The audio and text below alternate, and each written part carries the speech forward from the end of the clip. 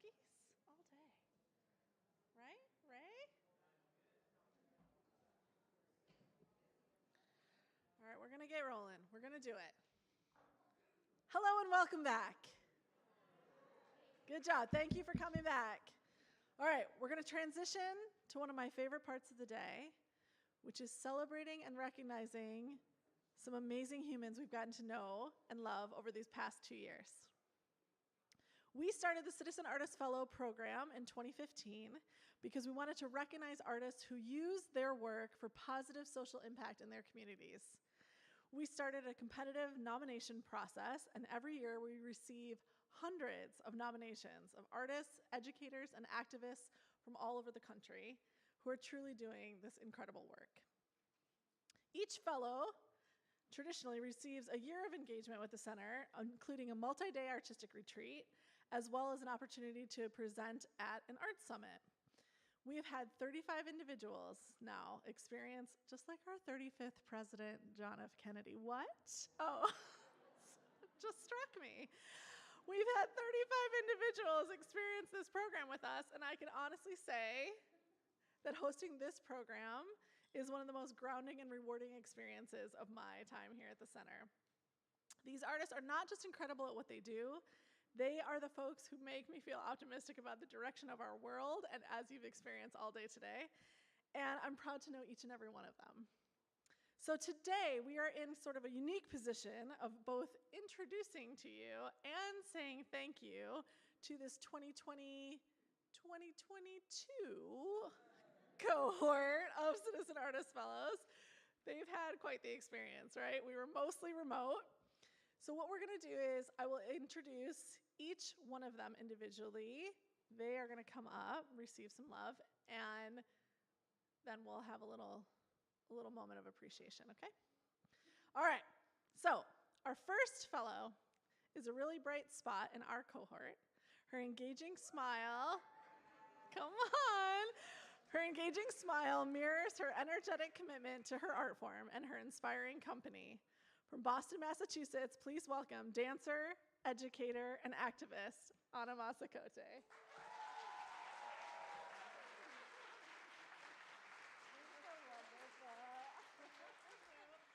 And then wait for the next person. All right. Next, we have the sweetheart of our group. This individual is so humble and kind and has no idea how powerful his work and words are. He inspires, warms every room, and listens intently. From Miami, Florida, please give a warm welcome to the Executive Director of Combat Hippies, Anthony Torres.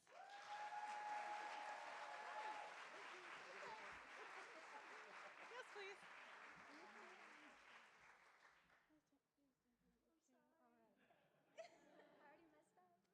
I messed up earlier, so we're all okay.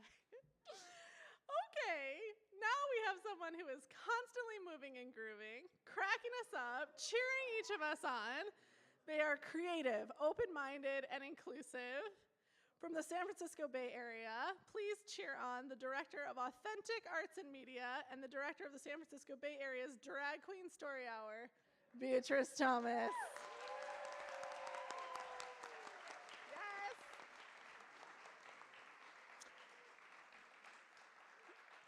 Our next artist is one of the most futuristic thinkers we've had in our program, and all of his work reflects that.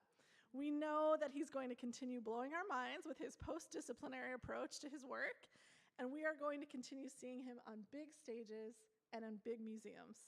Please put your hands together for St. Louis's Damon Davis.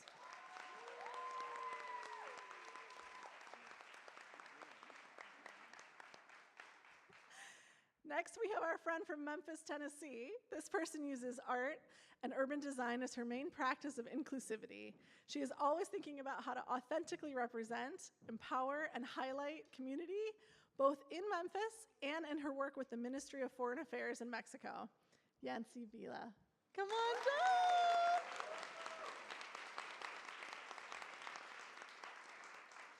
And finally, we've been so lucky to get to know this next fellow. She comes to us from Denton, Texas, where she is a professor of new media art at the University of North Texas, as well as a practicing artist and a new parent to an adorable 4-month-old. Her work inspires us all to use data and research in new and engaging ways. Please welcome Leflore.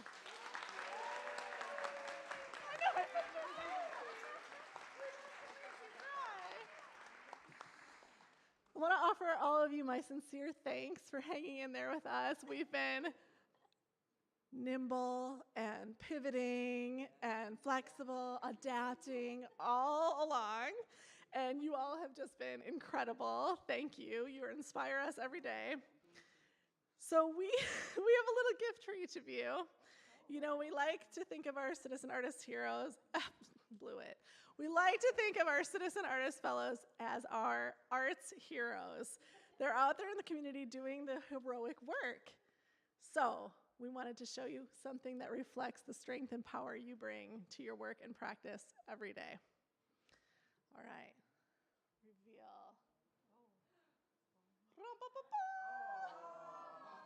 Okay, and we'll show you on the screen what we did.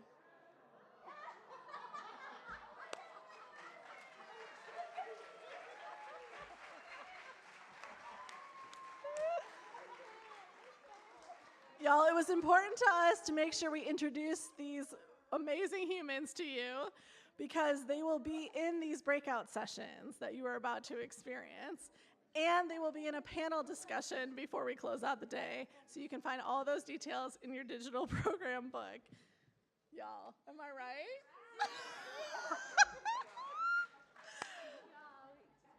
So cute. All right, stay here for just a second. Okay, breakout sessions. And then we're going to clap them up and then we'll go. Okay. Here in Studio K, we have a session called See Me, Hear Me, Know Me, which focuses on the importance of representation and storytelling. Across the hall that way, in Studio F, we have On Justice and Healing, which explores intersections of trauma, healing, and justice as we navigate our path forward. Across the hall this way, in the Justice Forum, we have We Are In This Together, where we'll talk about the power of collaboration and using the collective to catalyze change. Several of you have chosen your breakouts already, and if you haven't, no problem. Just choose your own adventure and make sure that you're looking for a session that has available space.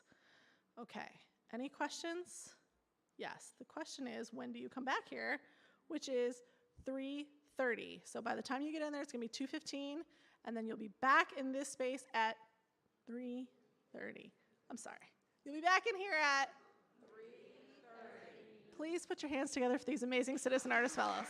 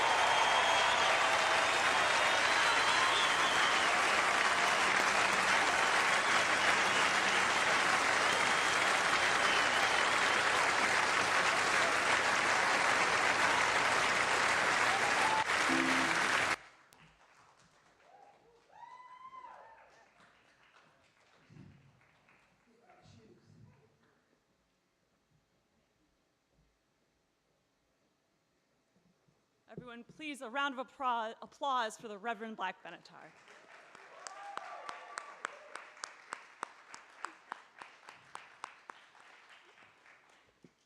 Hello, everybody. Welcome to See Me, Hear Me, Know Me. I am Dr. Liz Schilkret. I will be your host for today's session.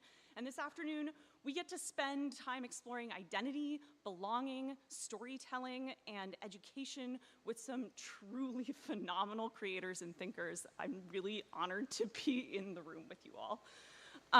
So let's get started. Our first session is the Reverend Black Benatar with Lil Miss Hot Mess, and I have a short bio to read here, but just as a reminder, the full bios for all of our artists can be found in your digital program, so you can check us out there. All right. Black Benatar is the director of Authentic Arts and Media, is a national multidisciplinary artist, cultural strategist, and creative producer, and as we all know, is a Kennedy Center Citizen Artist Fellow.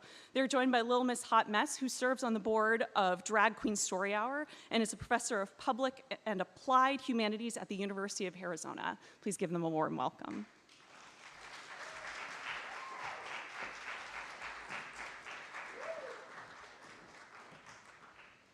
Hello, everybody. I am Black Benatar, and this is my gorgeous co-host, Little Miss Hot Mess. or Professor Hot Mess, as I like to call it. Fair enough. Excellent. We are from Drag Queen Story Hour, and we are here to tell you about the power of drag performance and how it can transform education and our children, and maybe quite possibly save the world. So, Next slide, please. We have a clicker. oh, wonderful. Thank Magic. Our mission is to celebrate reading through the glamorous art of drag. We are literacy warriors. Our chapter network creates diverse, accessible, culturally inclusive family programming where kids can express their authentic selves and, most importantly, become bright lights of change in their community. And I see a light right there. Beautiful Flyzaya. Yes. And you know, we envision a world where kids can learn from LGBTQ plus histories and experiences to love themselves, celebrate the fabulous diversity in their communities, and stand up for what they believe in and each other. This is our important mission and vision. So we want to share some of our values. We believe that this is a literate room. So we are not going to read to you, but we are going to say those words because they're beautiful. And if you will say them with us, just that first word, that I think this is about us all participating. So number 1, boldness. 2, community. 3, creativity. Diversity. Equity. Fun. Justice. Learning. Love. Come on now. Yes. So our programming is inclusive and informed. We started once upon a time, we started at Radar Productions, a literary arts organization. The executive director, Michelle T., at the time, was becoming a queer parent and was looking for programming that would center queer families. Amen. With the help of Julian Delgado, as well as Virgie Tovar, with the assistance of Bix Warden and Jason Hill of the San Francisco Public Library. We love our librarians. Yes. Drag Queen Story Hour was formed. And since then, we have taken over the country and we have taken over the world. We have more than 50 chapters around the country and around the world in places like San Francisco, New York, LA, but also Raleigh, North Carolina, El Paso, Texas, Tennessee, Tokyo, Japan, Copenhagen, Berlin, Mexico City. We have 12 chapters across Mexico. And many of our chapters not only do our sort of signature storytelling programs, reading books to kids, doing arts and crafts, singing songs, but we've also across our chapters developed a range of programs bilingual story hours, middle grade and young adult book clubs, story hours for seniors, community events, all sorts of events. We do events for children with disabilities and neurodiverse children, and so much more. We train our queens. We are educators. We are literacy warriors, and we are background checked, honey. Yes. Okay? we know how to keep our hands visible. We are doing the work to keep our kids safe. And in some areas, like Texas, for instance, they are doing their best to hurt and, dare I say, murder our children. We are not on our watch, honey. We were just at South by Southwest EDU spreading the word of how this can impact the hearts and minds of children and educators. So yes, storytelling 101, honey. Bilingual storytelling, honey. All of it. We keep it trained and educated, baby. Who's ready for a story? Anybody want to hear a story? Yes, ma'am. Well, please give another warm welcome to Reverend Black Benatar, who's going to give you a little tale right here. Let's just give you a little taste. So, funny thing, I consider myself a parent entertainer, right? But parents have children. So I get to entertain the parents, and I get to educate the children. So this is a little bit about how we operate. It's a holistic thing, right? So here is a book. It's called Bodies Are Cool by Tyler Fetter, illustrated by Tyler Fetter. Let's see what we got in here. Ooh, first page. Ooh, big bodies, small bodies, dancing, playing, happy bodies. Look at all of these different bodies. Bodies are cool. Ooh, lanky bodies, squat bodies, tall, short, wide, or narrow bodies. Somewhere in the middle bodies. Bodies are cool. Ooh, ooh, ooh, ooh. Dark skin, olive skin, every shade of brown skin, pinky, pale, and peach skin. What? Bodies are cool. Oh, ho, ho. Leg hair. Ooh, armpit hair. I'm from the Bay Area. Fuzzy lip and chin hair. Brows meet in the middle hair. Bodies are cool. Y'all are getting it. Very good, adults. Very good. What about them freckled bodies? What about them dotted bodies? What about them rose-patched or speckled bodies? Dark skin swirled with light-skinned bodies? Oh, yeah. Bodies are cool. This is a favorite. I love this one. Thick legs, scrawny legs, no bad knees, and long legs. Roll up to the table legs. You hear me? Cool. Thank you. Yes, honey. Make room at your tables, baby. Welcome the world. Look for difference. Embrace it, babies. In fact, you know, this body, that body, his body, her body, their body. Ooh, however you define your body.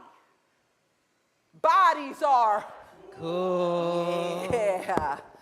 Oh, my body, your body. You know, every different kind of body deserves love and respect. Every kind of body. And we make room for everybody's body. In fact, Everybody has a body, which maybe means we're not so different after all. So, all of these bodies up in here are good bodies, because what? Bodies are cool.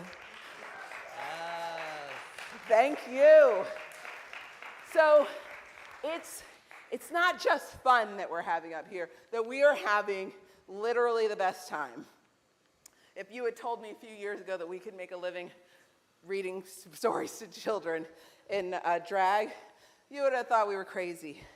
But it's gone so much beyond that. We're now, Little Miss Hot Mess is a professor at the University of Arizona and has been doing their research on drag in education and has worked with a colleague to create the pedagogy of drag so that educators can bring it into their classroom with competence. Without further ado, please welcome Professor Little Miss Hot Mess. Thank you, Black Benatar. So I just want to spend just a couple minutes here talking about this research we've done, drag pedagogy, the playful practice of queer imagination in early childhood. Google it, it's open access, honey. We want everyone to read and use this article. And really, the reason that we wrote this is because we want to think about what kids can learn from drag performers and also what teachers can learn from drag performers, educators of all kinds, whether you're in a classroom or elsewhere, to take some tips away so that you don't have to put on all this makeup, you don't have to put on all these heels, but you can still tap into the power of play that is drag. So we ask questions like, what kinds of potentialities might the convergence of drag queens and children hold? These two constituencies have been separated for so long, but we share common approaches to play, to using our imagination, to dressing up. We also ask, what if we took play, defiance, and imagination seriously as forms of knowledge production? We don't always need to be doing our flashcards. We don't always need to be doing our math and our vocabulary. We can learn through play and through drag. And so I'm just going to give you the very quick spoiler edition. We come up with 5 ways that we think that drag can teach the children, and I mean all the children here. We think about play as a form of queer praxis, as creating things solely out of our imaginations, of making a sense of turning our imaginations into reality just by having the audacity to dress up, put on a pair of heels, and step out on a stage. We like to think about the power of serving looks, of aesthetic transformations, that when Black Benatar walks into a room in all of her finest sequins, that immediately invites questions about what's going on, what's unusual, how we can bring a sense of pleasure and joy into our classrooms and into the world. We think about strategic defiance and how drag can teach kids when it's appropriate to ask questions, when it's appropriate to question authority, when it's appropriate to talk back because they care, because they want more information, because something isn't adding up when we give them, the status quo explanation. We think about the power of humor, of camp, to destigmatize things that are shameful, to allow us to laugh at those things that might be hurtful to us. That is one of the foundations of drag, and that's one of the things that if we read between the lines, we think children can learn to do as well. And we also think about how drag is all about close reading. It's about leaning in. It's about examining things, because you can't joke about something that you don't really care about. You can't joke about something that you don't take deeply seriously. And so that's the kind of critical literacy that we feel like we're teaching. And then finally, before this buzzer goes off, we also like to think about how drag generates a sense of what we call embodied kinship. There's empathy is one of those things that's great and that, we're certainly promoting, but we want to go beyond empathy. We want to say, we're not just walking in someone else's shoes. We're not trying to imitate someone else's experience. We're trying to try on every pair of shoes we can and see how that changes the way we walk out into the world, the way we feel in our bodies, the way we interact with others. And so one of the ways that we do that is also through building new relationships, finding our chosen families. And so we want to also just say that we learn a lot from children as well. I learn a lot as a professor just from working with 5-year-olds and sometimes treating my own college-age students like 5-year-olds.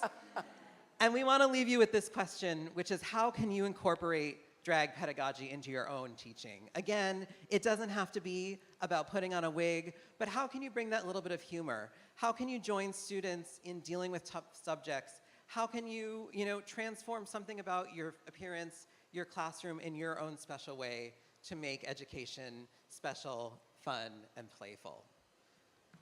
So, thank you again to Black Benatar for having me and for that fierce performance. And we look forward to chatting more with you. Yeah. Thank you.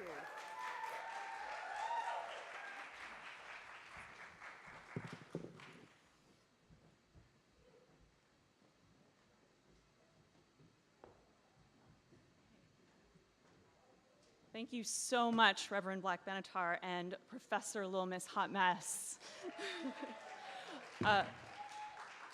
I'm so excited to think about your question, how do you incorporate drag pedagogy into your own work, in my own work here at the Kennedy Center, so thank you for offering that. And for the room, that your concept of play, defiance, and imagination as like critical parts of learning is really, that was so exciting. Thank you for sharing.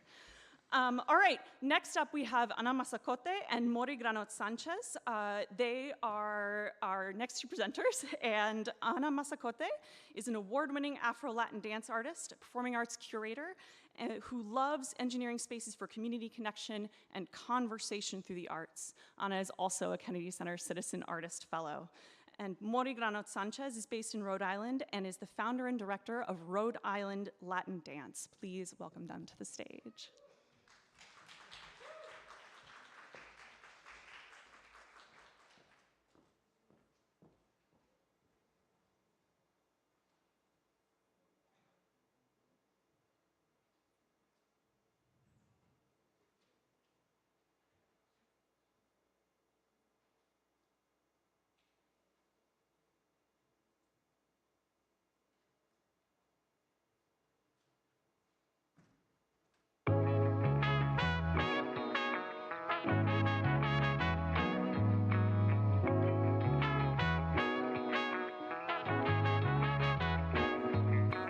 My life has been a series of apologies. When the girls in my elementary school said they didn't like me because I smiled too much, I apologized. When the girl I beat in a middle school spelling bee got mad at me for winning, I apologized. When the teacher ripped the report card out my hand and asked me how my grades were so good, I apologized. When the boy blew up at me for passing him as valedictorian, I apologized. And when the white kid tried to say I got into MIT, Stanford, and Harvard because of affirmative action, I apologized. Because it was easier for him to scrutinize my merit than to question his own inadequacy, because a brown girl like me couldn't possibly deserve it, couldn't possibly have earned it. See, one of the most common words we're taught in Spanish is mande. Tell me what to do. Be humble, they tell little brown and black girls. Code for shrinking yourself is how you fit in. Don't brag. Code for don't tell people the good things you're up to. No one wants to hear the hustle. They don't want to hear how you took on a job at 14 just to buy yourself a computer. They don't want to hear how you learned to advocate for yourself in the system, from translating legal documents for your parents. They don't want to hear how you worked 2 jobs and took college classes while in high school. And they definitely don't want to hear about the time the racist white cisgender teacher made you clean up the graffiti off the bathroom walls for extra credit, just so she wouldn't fail you. Oh no, I didn't work nearly as hard as the other white kids. I worked harder, and I'm sorry, but no amount of apologies can ever do away with this brown girl magic.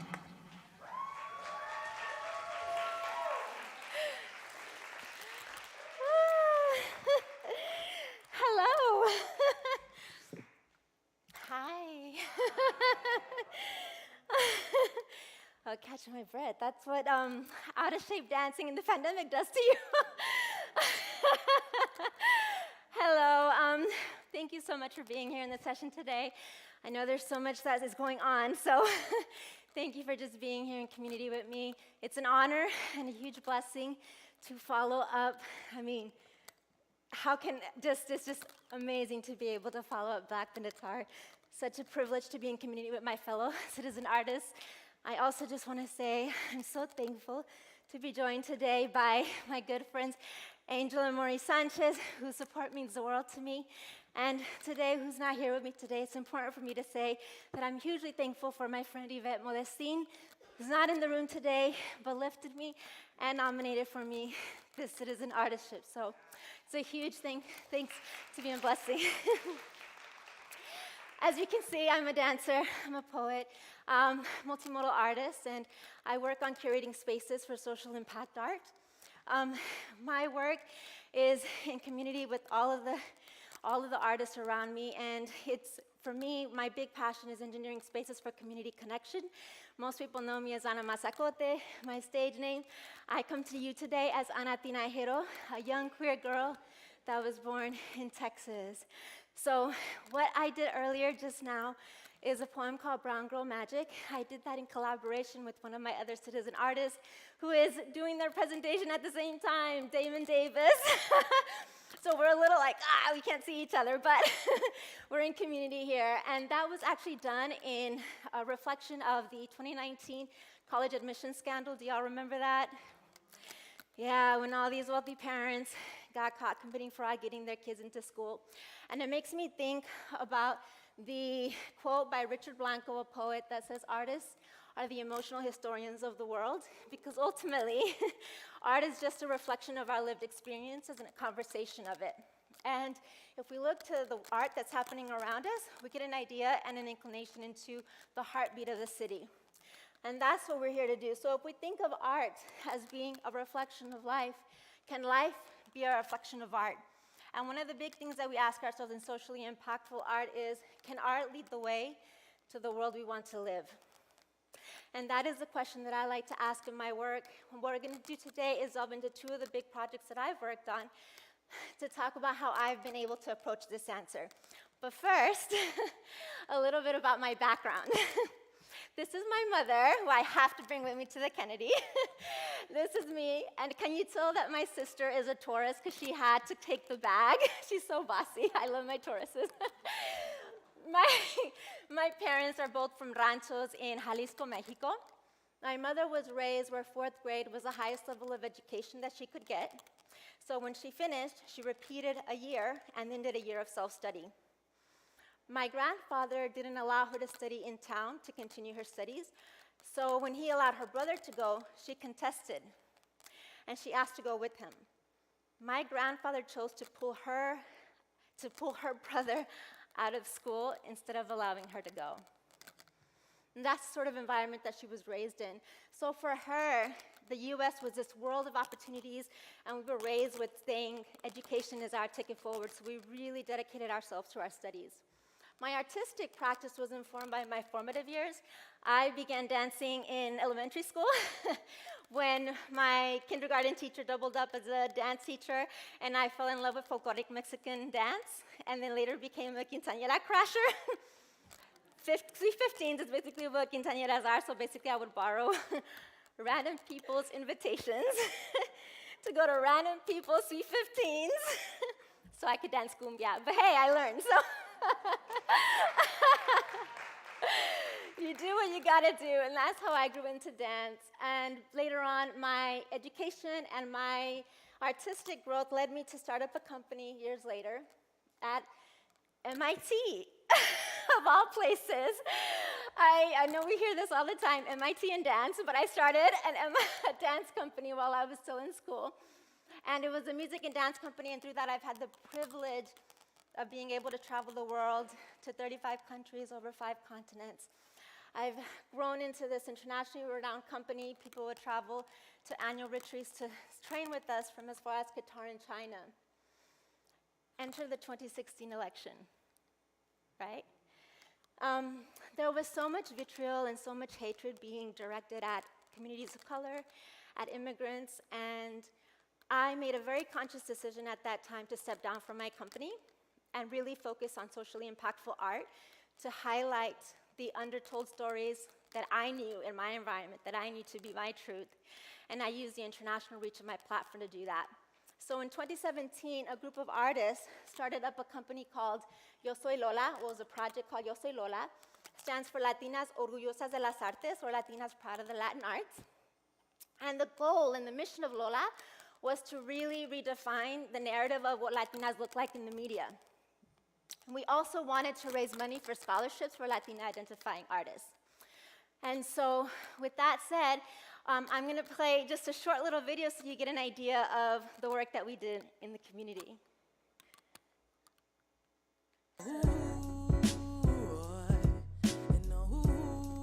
Yo Soy Lola is a three-part impact generator. First, we're a movement to reclaim the Latina narrative through artistic platforms, and we're working to change the way that Latinas are perceived in the media. Africa lives in Latin America. Two, we are working to create more racial equity in the arts for Latina identifying artists and also gender equity within the arts. You marry me? Yes, it'd be a dream come true. Three, we're really working to build more Latina identifying artists in our field through a scholarship initiative, and we're working to build more and pave the way. Lola is a collaborative process amongst Latina identifying artists and allies who come together for a series of events curated around the greater Boston area. All donations and net proceeds go towards curating events that support our artists and the Yo Soy Lola mission and the annual scholarship fund.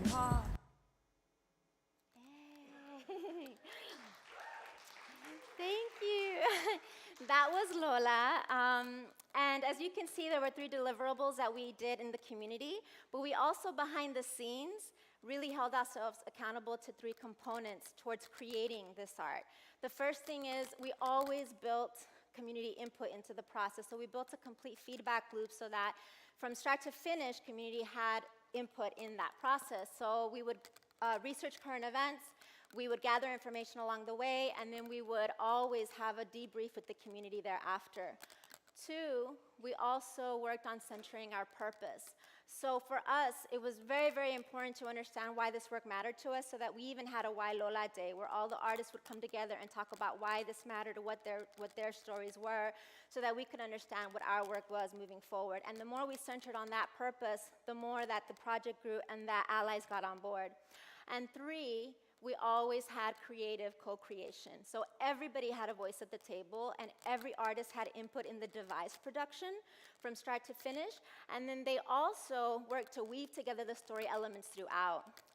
We were really fortunate for Lola to grow, and in that process, it really grew into this phenomenal group.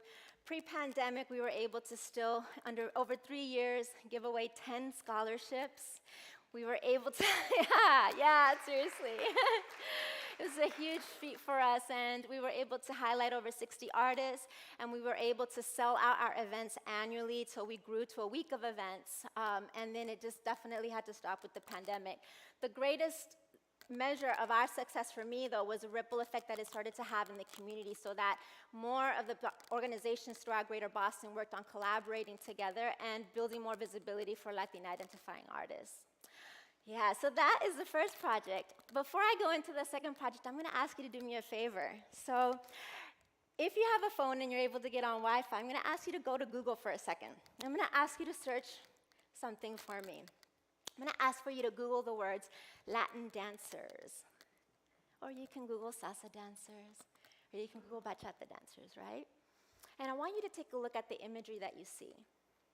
You're going to see rows upon rows of cisgender male and female partnerships, right? And that's ultimately what the media sees the Afro-Latin dance industry as. Art is an imitation and a reflection of life, right? So in that aspect, I used to also be in a cisgender partner dance, and I made a conscious decision also to have to come out internationally on the scene when people said that that would be a detriment to my career. Since then, I've become very well known in the scene for my work on LGBTQ inclusion in the Afro-Latin dance industry.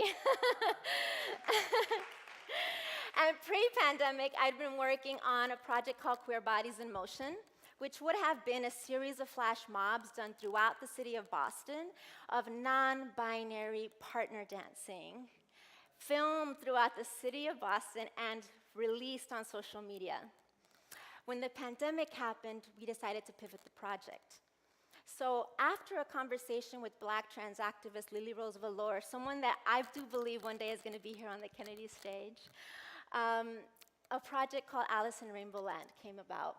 This was a 35-minute film reimagining the tale of Alice in Wonderland, told through the eyes of the queer community, through dance, through music, through underground ballrooms, with Lily at the forefront of the storytelling as our Alice.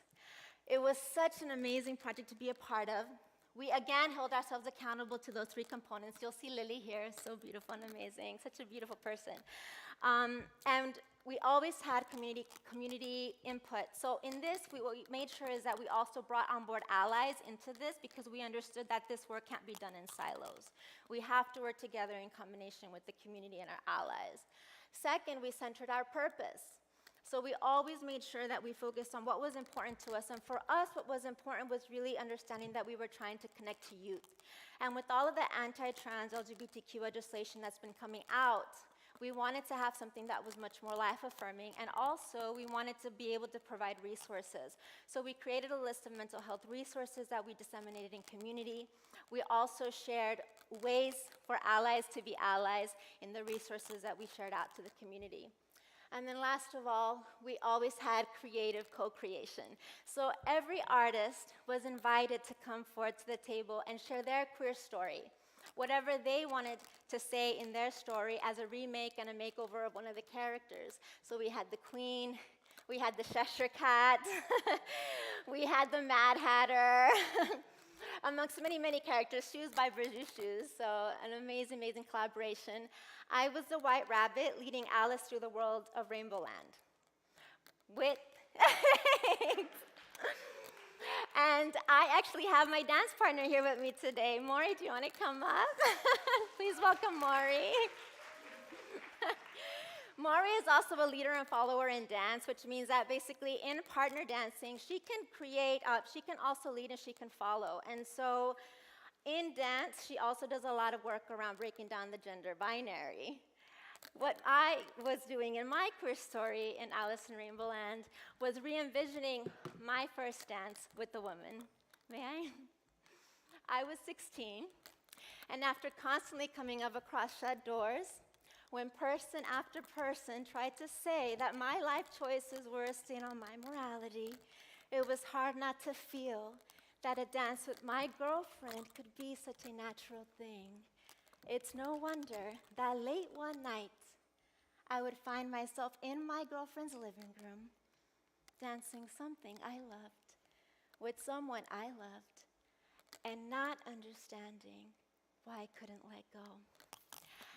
I didn't dance with the woman again until years later when there weren't enough leaders in a class, and I had to fill in. I fell in love with leading, and I've been switching ever since. My pet peeve, there's a pet peeve, is when a guy cuts in the middle of a dance, happens all the time, right, Maureen? And wouldn't happen to cisgender partner dances. Art is a reflection of life. I got skilled at the art of leading my partner back to me with a not today, or something simply like this. Do you not see us dancing?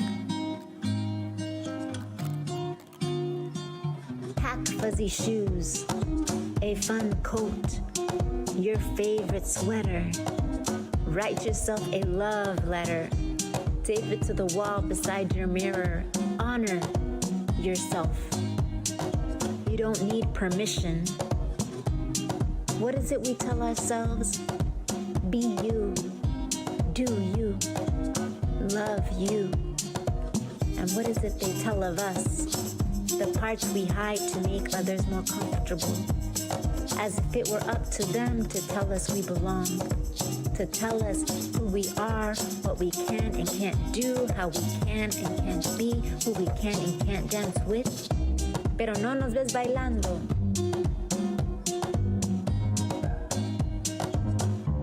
Can't you see how etiquette in dance intersects with mindfulness in life?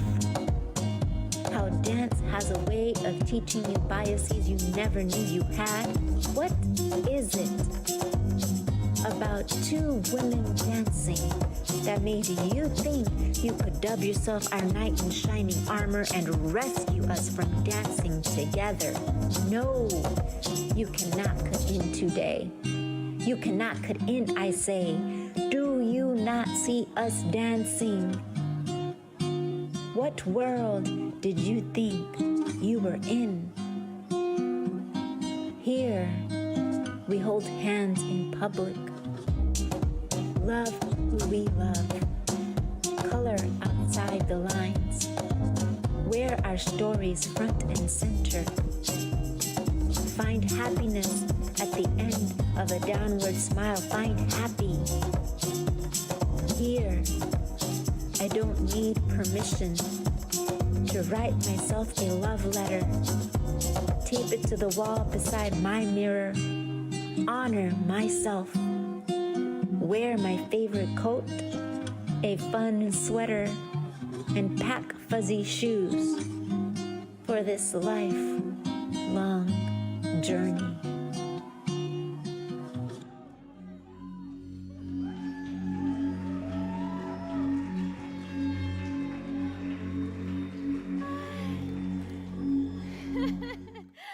Thank you, Mari.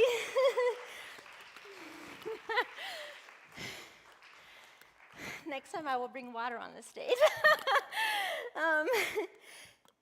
That was just an excerpt from Alice in Rainbow Land, and you can actually see that if you're interested on my website. Alice in Rainbow Land was a huge virtual success. With the help of the American Repertory Theater, we were able to stream it virtually. People tuned in from around the world. They had watch parties, something we wouldn't have thought of pre-pandemic. But to me, the biggest measure of our success for this was when parents started telling me that they watched it with their kids. Oh my gosh, thank you. We're at the Kennedy Center, we can afford water. Thank you so much. That to me is a memory of impact, that ultimately, when we think of performative art, we're thinking of laying imprints on the mind. And that is such a beautiful, beautiful thing to be able to say that we were able to do. So if you think about, can art being a reflection of life, can life be a reflection of art? And it leads us into the continued question, can art lead the way to the world we want to live? And this is where I embark on the next project, because my work now is to try to bring the visionary world of Rainbow Land to the physical world. And my hope is to start bringing an idea of what this world of Rainbow Land would be, how you would feel, how it would be seen, how you would experience it, so that it would be a family-friendly exhibit that's interactive art and immersive performative art, and bringing that into the real world as a traveling exhibit, so that we can actually continue that concept of bringing that memory of impact into the real world. And that brings me back into my final thing for today. Y'all have a little exercise that I gave y'all, if y'all take a look at it. First of all, you have my information on there if you want to reach out. But you have a project that was designed by one of my dear friends, Amanda Bravo. I feel like I brought my whole tribe with me. So Amanda Bravo is a beautiful, beautiful artist. And this brings us into this concept of what are the stories that we listen to. And I feel it's really interesting because a lot of what we heard in the morning was about our stories and storytelling and the power of our stories. Our stories, if we don't tell our stories, we allow others that power to direct the narrative for us. And I was once told that I couldn't speak because I wasn't famous enough. And I felt that that's exactly the reason why we're here today, because we don't know how to listen to each other. And we don't know how to just understand the beauty of the person next to us. So if you're so moved to, I invite you to find the poetry in your own stories and share that with someone in your life. When I was working on curating today's presentation, I couldn't land on something. And a friend asked me one question: who is this presentation for? And I think I was lost on that for a second. And ultimately she said, well, if Anna was in that audience, if little Anna was in that audience, what would you want to say to her? And I thought about that for a moment. And I would want to say to her, your story matters. You will find your people, and Rainbow Land is coming. Thank you all so much for joining me today. Thank you. Thank you.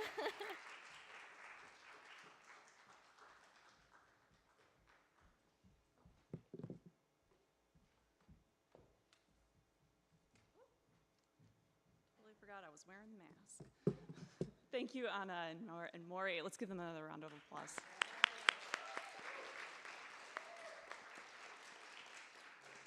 Just want to say thank you for sharing those, what am I trying to say? The pieces of your program, those reminders that you came back to each time, the examples of them, community input, centering purpose, and creative co-creation.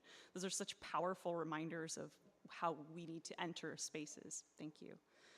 All right, rounding out this fantastic trio is one of Kennedy Center's next 50, Rebecca Cunningham. Rebecca is the founder of Cordelia Studios and executive producer of the podcast Girl Tales. Everybody, Rebecca Cunningham.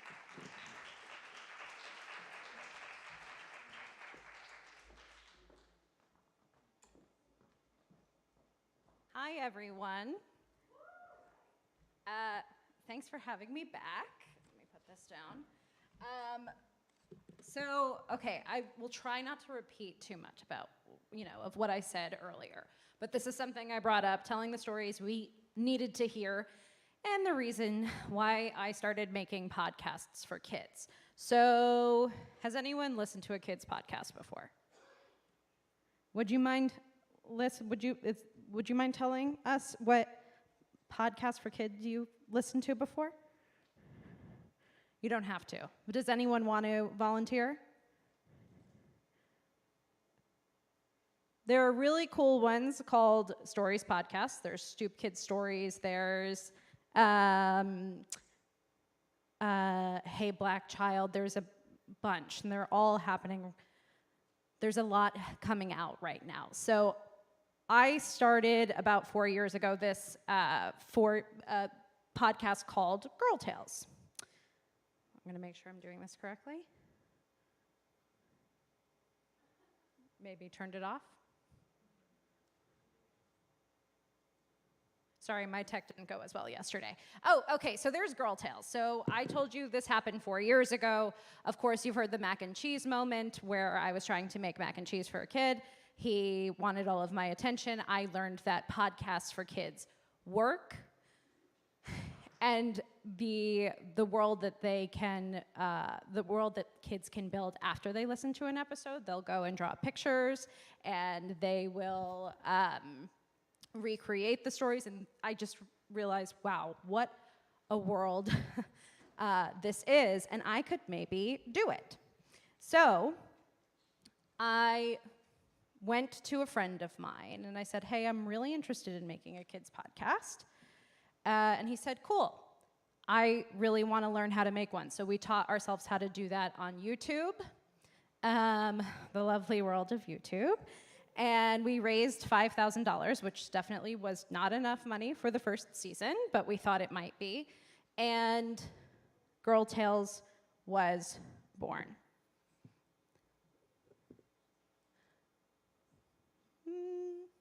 There we go.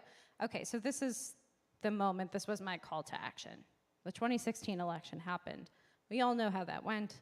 We all have a lot of feelings about it. But this is the quote. I was holding a little baby girl in my arms, and the baby girl was not mine. I was a nanny. And we're watching Hillary's concession speech. And she says to all the little girls watching, never doubt that you are valuable and powerful and deserving of every chance and opportunity in the world. I thought about my niece. I thought about that little girl in my arms. I thought about all of the kids that I cared for, and I knew I had to do something. So there was work ahead of us, though. And there were these questions that kept coming up in my head. What stories did I need to hear as a kid but never did? Is this work actually necessary? How does media affect children's beliefs about themselves and others? Why a podcast? Why not a book? Why not try and do a TV show? I was already a theater director at the time. I could just go make theater for kids. And who gets to tell the story? So who's gotten to tell the story previously and who gets to tell the story now? Okay, what stories did I need to hear as a kid? Okay, that's me. Circa 1998, I was presenting a project about Helen Keller, apparently, and I felt it necessary to bring in the American Girl doll, probably just to show off that I finally got an American Girl doll. And this is the media I was consuming. Now, in 1998, here's what was happening in this young girl's life. She was really into cheerleading. She loved theater and choreographing dances in her room by herself. She loved writing stories. And she had just left the apartment with her mother and her sister and moved into a house for the first time where she had her own room. And so things were looking up. We were previously on welfare, and now we were going to have some sort of financial stability. And the way we got this was my mother had just gotten married to a new man. I visited my father every other weekend in the Poconos, and things were supposed to be looking uphill, but it actually was not the case, right? The house that I lived in was pretty unsafe. It was abusive and scary at times. And that year, this was a fun year for me, I realized as I was making this presentation. That year is the year that I got a TV in my room. Big deal, right? I got it at age 10, my sister got it at age 8. Do I hold that against her still till this day? Absolutely.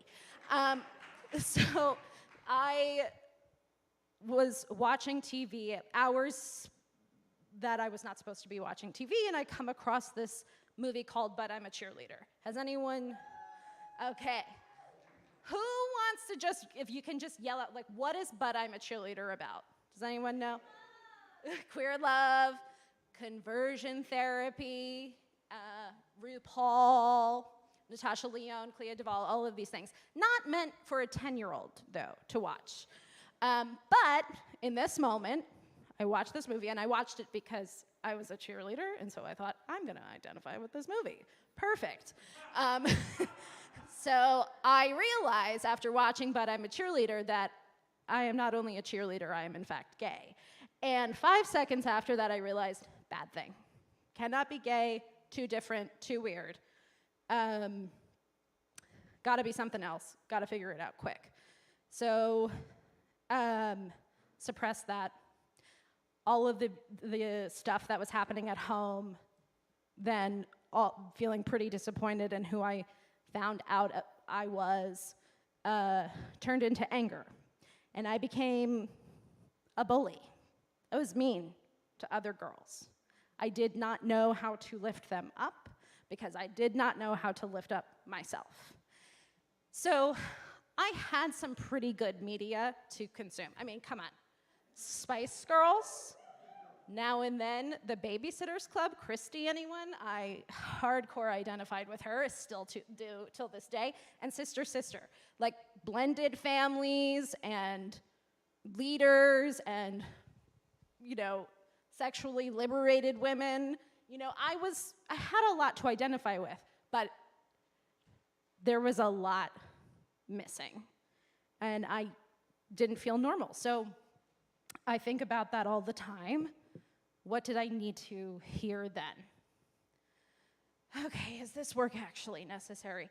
I think we all here probably already know that this work is actually necessary, and I don't need to tell you. I'm going to show you facts that I'm not a researcher, I'm not an academic, I make podcasts. I talk into a microphone in my closet. So, but if you're interested in this stuff, you should check out Stories and Scholars and Storytellers, brilliant organization out in UCLA. or Common Sense Media. These are the folks doing the work. They have researched and found all of this stuff. Not enough on queer kids, but it's at the beginning. Oy. Okay. Oh, I have to tell you, I'm not the first person to think this, have this question, what's the story I needed to hear when I was a kid? Obviously, the brilliant Toni Morrison has already had this thought.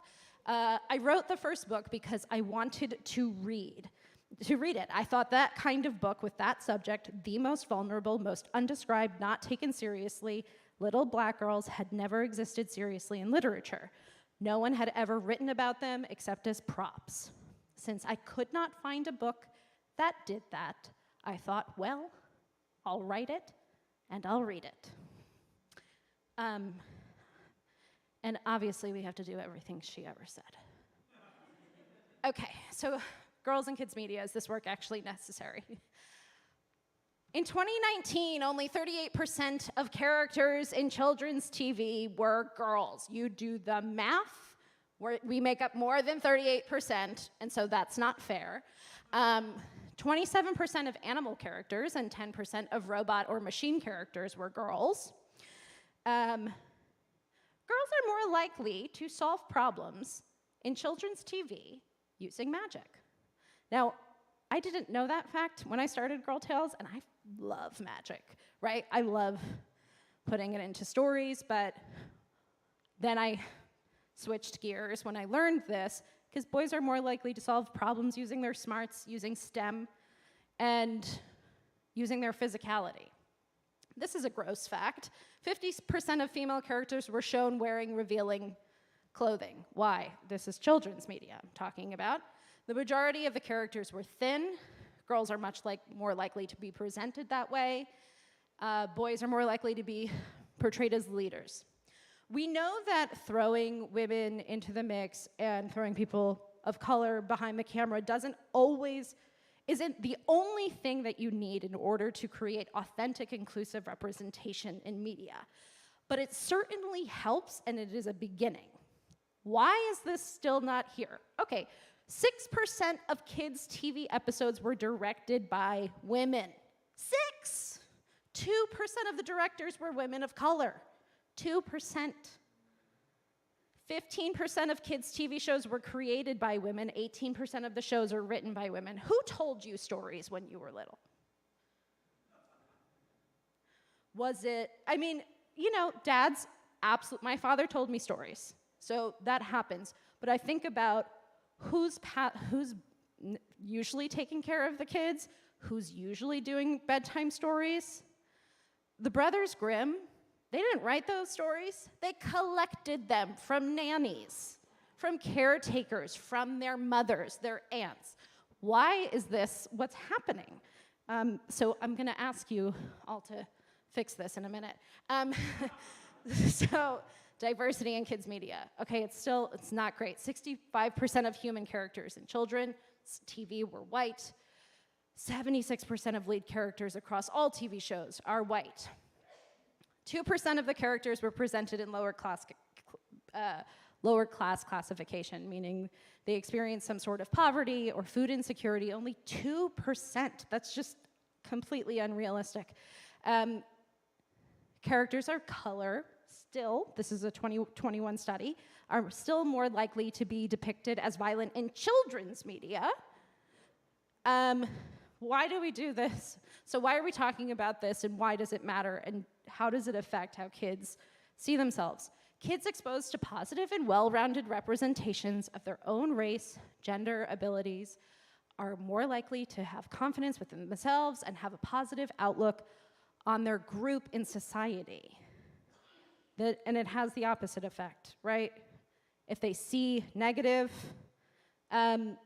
representation of themselves and their group, they're more likely to have negative ideas about their own group, even if their family or all the people around them give them positive representations.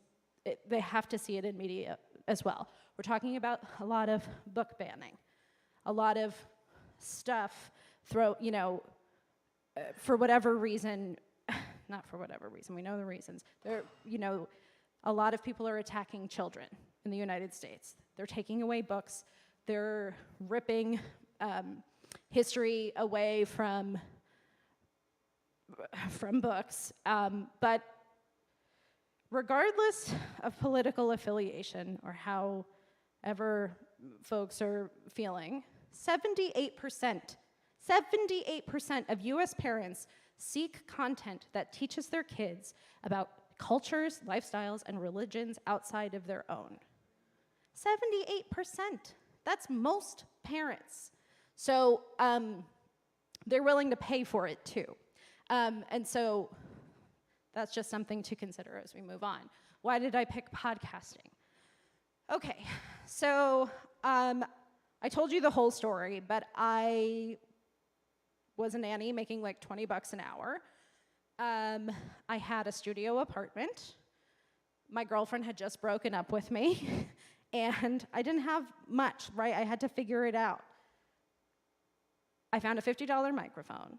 I had really talented friends, which I'm sure a lot of you do too.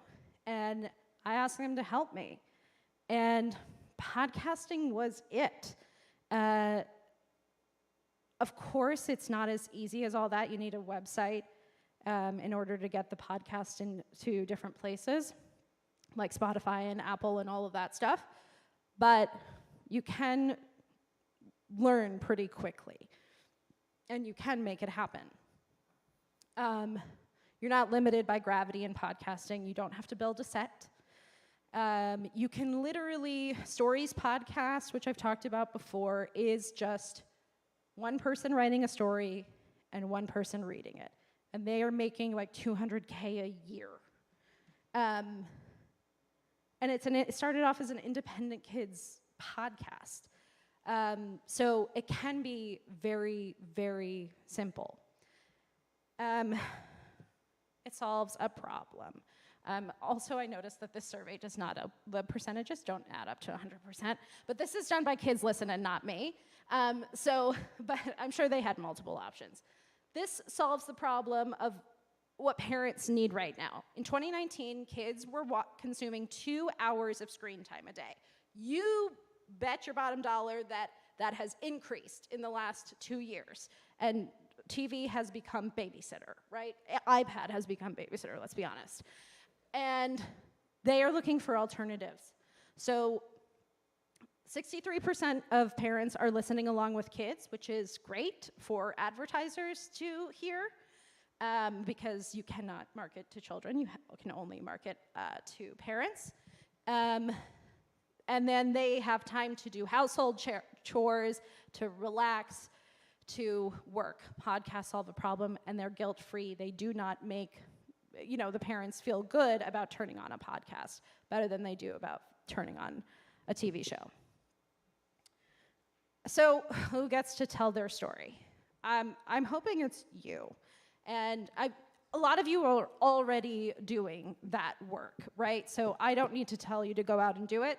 But if you are interested in building a podcast for kids, now is the time to do it. Every single brand and network is investing their money in children's podcasting. I don't make any money off of you making a kid's podcast. I just really believe in it, and I hope that you go out, discover a podcast for kids that you enjoy.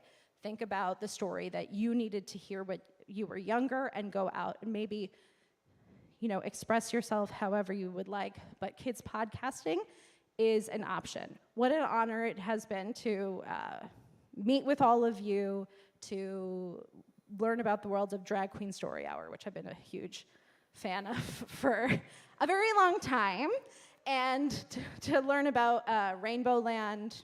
Anna's Rainbow Land sounds like my actual heaven.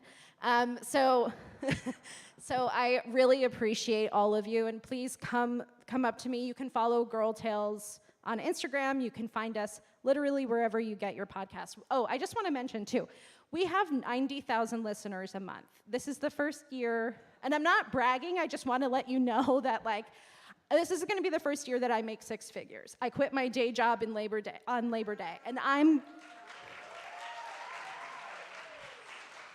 I do love my job, but I don't love any kind of work enough not to get paid for it. So I do want to say this is an option. Please consider it and let me know how I can help you do this.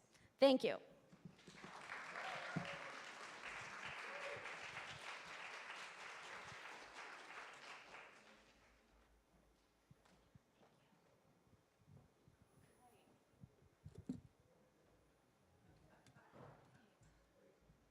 Thanks, Rebecca. I don't want to cause, let me just set this here. All right. Thank you so much, Rebecca. Thank you for sharing those statistics. They were so thought-provoking. So our presenters are amazing, and we ended exactly on time, which means that we have the last 10 minutes to be in dialogue with each other. So now is our opportunity to ask questions. Participants, you're welcome to ask questions of presenters. Presenters, you're welcome to ask questions of each other. We have about 9 minutes to have a conversation about what we've just seen. And I will be in the house. Oh, we have a mic over here. I have a mic as well, so I can run around and also facilitate. All right, if you have a question.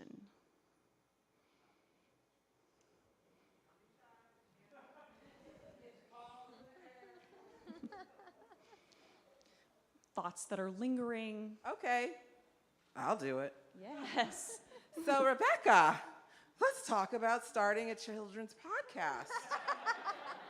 I would love to know what your sort of like listicle advice, maybe like top 3 or top 5, like do these things first. If you have any, I'm just gonna wander around.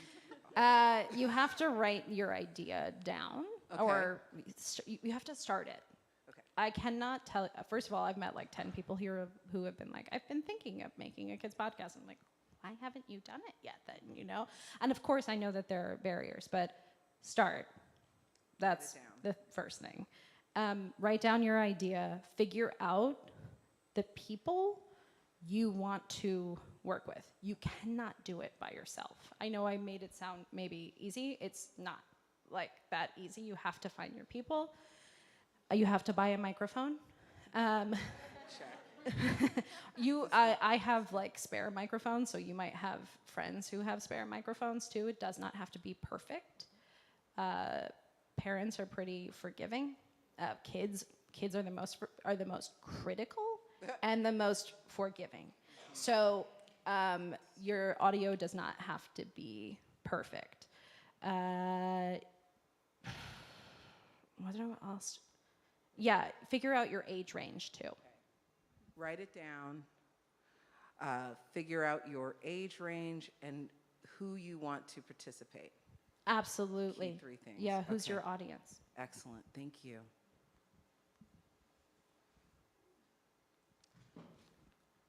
Other question? Yes, we have a question here. Let me here. Oh no.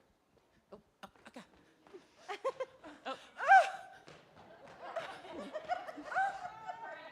We've got a microphone issue, I think. Hello? Yes. Okay. Okay. So I don't have a question, but I just wanted to tell everybody that they did great and you guys inspire me so much. And I was also wanting to start my own podcast for kids and stuff. So I can inspire other kids to start doing what they love. And yeah, that's it.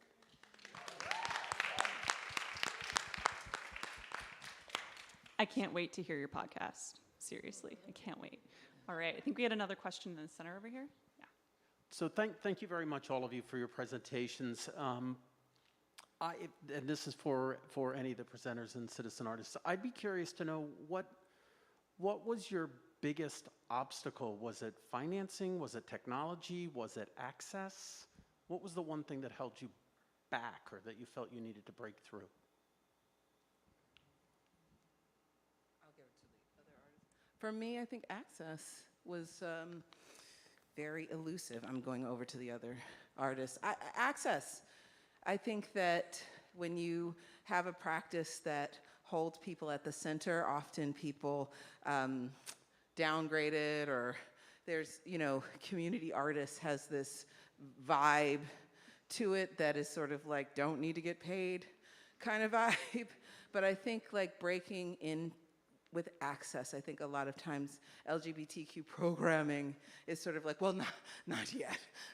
We're not ready. And I was like, who's ready? The kids who have queer parents, like the kids who are dying to see themselves centered in education and programming. I can get to Lisa as well. I would definitely say, along the lines of access, would be networks. I think that very often artists and communities of color and queer communities don't have access to some of the networks and community to do the work that you want to do. And so without that network, it becomes difficult to have access to the locations and the work that you want to do. So I think sometimes it's literally about who do you know. So spaces like this and having places where people can meet people in a very targeted setting to help that dream come true is so important. I also just think geography as well.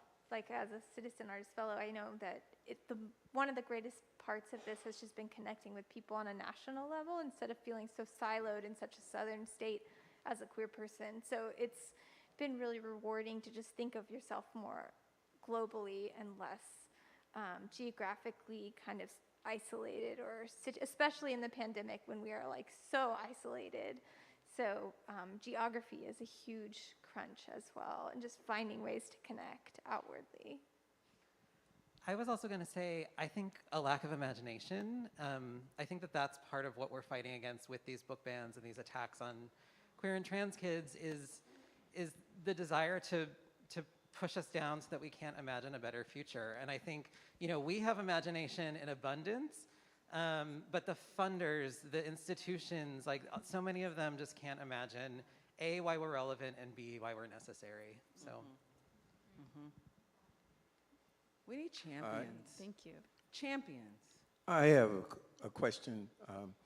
I recognize access, and sometimes you can get access, but there's an inequity once you get access in terms of resources and funding. I can just tell you, in a local community close to here, the big organizations get $11, $12 million. The smaller ones that are struggling, like my organization, are getting 1,000, 2,000, 5,000 considered big deal. But, and we're trying to do the same thing. I've been struggling with an idea of Black History Story Hour because of this critical race theory. And if there's any help in the room, imagination, creativity, however to help us do that, the Amazing Theater would appreciate it. Hi there. Thank you. I think we have a question. I've loved this whole day. I'm so thankful to be here. I don't know what to do with myself. I have, and he touched on it, the funding. How do you raise money? I have a nonprofit, the Life Journeys Writers Guild, and people keep saying crowdfunding. We want to do a film. I have a play. And I said, I have exhausted my audience, my little bit of, how do you get that, reach that outer? And the same thing with, that's a question. And the same thing is with audience. How do you fill the seats? How do you grow your audience? We want packed houses. And sometimes we don't get that because we don't have the marketing or whatever. How do you, I was jealous when I saw the dancer and everybody was, I said, where'd you get all those people? How'd they get in there? That's what we have a good, Tyler Perry said one of his first plays, he knew everybody in the audience. And I know what that feels like, have a play, and and you know everybody in the audience. How do you get from one level to the other and not give up during in the journey? Thank you. Can I speak to that a moment? So I'd love to just speak to that, 'cause thank you so much for saying that. When the pandemic happened, it's traditionally very inaccessible to get into some of these big places. Like, not everybody can be here, right? And one of the weird things that the pandemic did was that some of the institutions all of a sudden realized that they didn't have audiences anymore, right? And so they started working more directly in collab with the artists to do some of the things. And that's honestly the only reason why Rainbow Land happened. Because the institution that was wanting to do that came to me and said, we know you do productions, and we are trying to get people to our theater spaces. Can we work with you? And then they used their team to help market it, to help get it out there, which speaks so much to the way that this is how institutions can collaborate with artists, but it doesn't happen until it becomes something of a need. So how can we take out the need and make it more of a conversation with artists and institutions so that you break down and you stop that gatekeeping that's happening along the way? So absolutely. Thank you. Thank you. All right, I think we have our last question of the day for this session over here. I'll be quick, I promise. Two more questions of the day. Is this Thank working? you. You guys can hear me? Oh, I stand up so everyone can see me. Hi. I'm a professional communicator, and I've worked with nonprofits and arts organizations for years trying to get them to tell their stories. And the questions around fundraising are really critical for smaller groups, and you can't always afford a person like me to do that work for you. So my question is about impact, and how do you build and scale your ideas in a way that is not just, I think Eric King put it really well when it wasn't about families affected, meals delivered, that one-to-one ratio, thinking about it in terms of the time, the intangible, the not seen. So I'd be curious if you've been able to kind of flip it on its head like he has, and how you talk about your vision and your mission, because we all know with fundraising applications, they are very specific and very prescriptive about the way you talk about your impact. So I'd just love to hear some thoughts about that.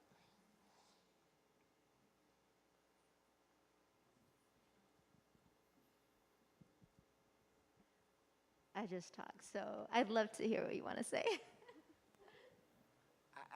I mean, when I hear that, I mean, it goes back to that gatekeeping thing. There is this one, it's a privilege to understand how to write grants, and grant speak is real. I was a funder, so I have a leg up in terms of how to articulate my work into a format that the institution can support. It doesn't always work because there isn't a context for culturally specific, comedic, puppeting, magic work. People can't conceive that it can be fun and address racial diversity, equity, inclusion. So I think that the gatekeepers, maybe we need more yes, and we have the imagination, right? People have to be able to see it. But also in gatekeeping, there's like, you need X amount of work before you are considered credible in order to even apply for this. But there's a vicious cycle there, right? I went to school. Someone who had money did a project that spanned 2 buildings. I had to think of something else for my final project, right? It sets you up, right? That big thing set that artist up for the next thing. But my step towards those things have been very incremental. So getting the time, getting the credibility to get into the cycle, right? I'm 47. I'm like an emerging artist, y'all. That's crazy. This is the disparity that exists in our system. So I'm so happy that we're in a room where we can put our heads together on this, because we wrote these books. We can unwrite them, right? We have the power to change the model. So I hope you all are thinking in that way, like, how are we gonna flip it on its head? Thank you. All right, our last question of the day. I just want to say a big thank you to everybody who I got to see today. I felt so much joy. I started crying, actually, as you're performing. And I think just the question that came to my mind is about how important collaboration has felt, like watching each of you speak. And so I just wanted to ask if there's anything you can say about that that would be helpful in this room.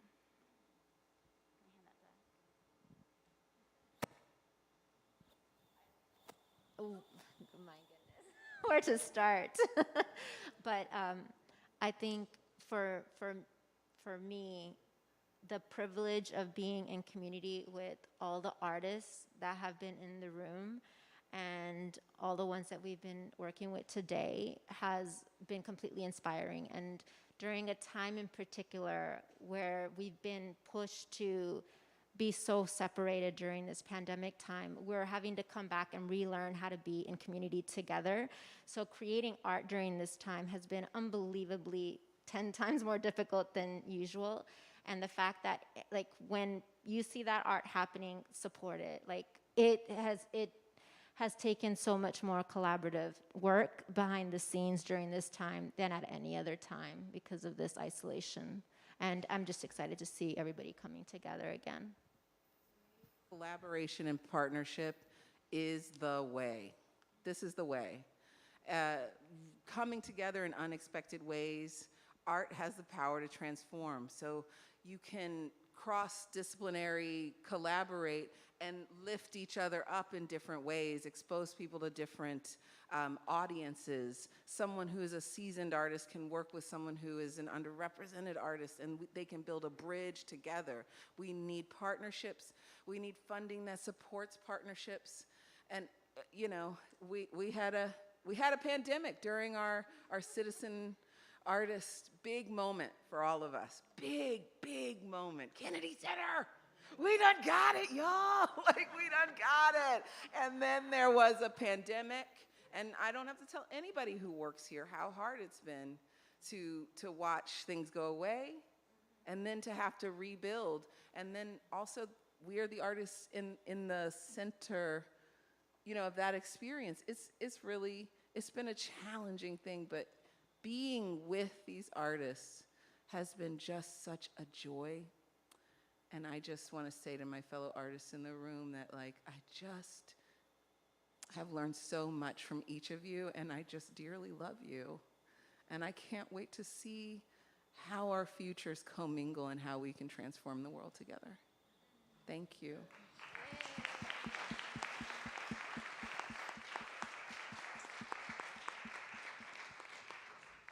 What an incredible note to end on. Thank you. All right, please join me in giving our presenters one last round of applause. Thank you all so much. We're right in here for the next session, so you all are good to go. And I think we've got a short break until then if you want to take a quick stretch.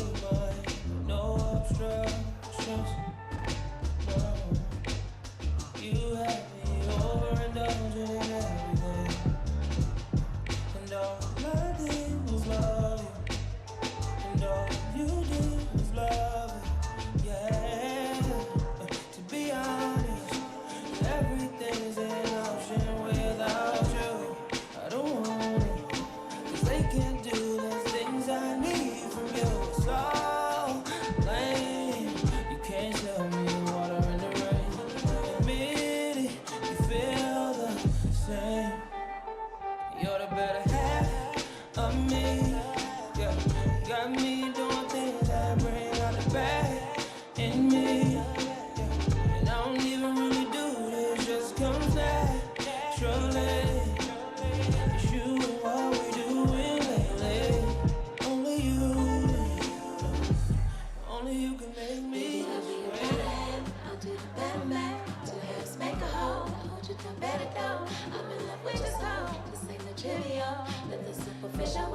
all of you, and I'm in need of all of you. You're my shelter and my shaman. Make me a better woman. You stretch me till it makes a mark, then kiss me on my stomach. Fill me up until I'm running, tip me over till I'm numbing. You back out here slumming? Damn, you so complex. Like you say, I am, but this ain't no contest. More than just the sex, I wanna lay up on your chest while we read the holy text. Pray Allahu Akbar till I'm knee deep in your mess. Boy, don't leave me while I rest. Damn, you got a gangster, sinner insane. Can't tell if you is or you ain't. Is your love pure or is it tainted? Either way, I'm thankful. Loving you feels so good, even when it hurts. Baby, you're my broken angel. Of me, got me doing things that I never got back in me. And I don't even really do, it just comes back naturally.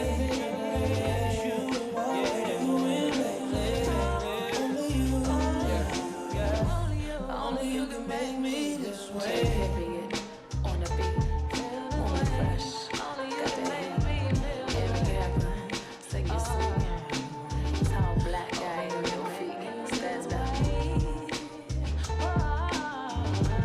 Only you can make me this way. Oh, when it hurts so bad.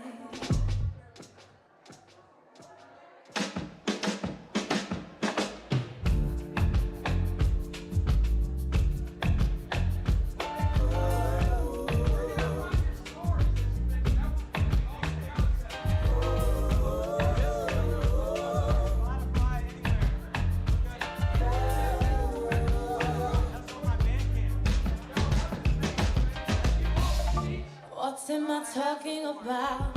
Not too much to say, not too much to shout. Write it in capital letters, you can figure it out. I make a noise if you're deaf to my words. You think it's a ploy and I'm testing your earth. How can I show you the truth if you turn away when I'm bruised? Someone cut the line of communication. Someone cut the line, someone cut the line. No other explanation. I can't get in, I can't get out. I can't get over how you're shutting me out. Shutting me out, shutting me out. If I'm to blame, then help me understand. You can't complain when you're shutting me out. Shutting me out, shutting me out. Call it, yo, open the night, give me the wine and let me dance away. All of the pain and all of the rain, don't give my chance away. Art to art, we never apart, let me apologize. I'm working hard, but me can't lose it to other guys. Give me the know what me for do, but one thing you can know. Words cannot express the way that I love you. So many have tried and none have won because you're loyal to me. I quit me call it only because you were royal to me. Yeah, and you were royalty simple. From the way your back arches to the depth of your dimples. I am 0.5 of the one, you my other half.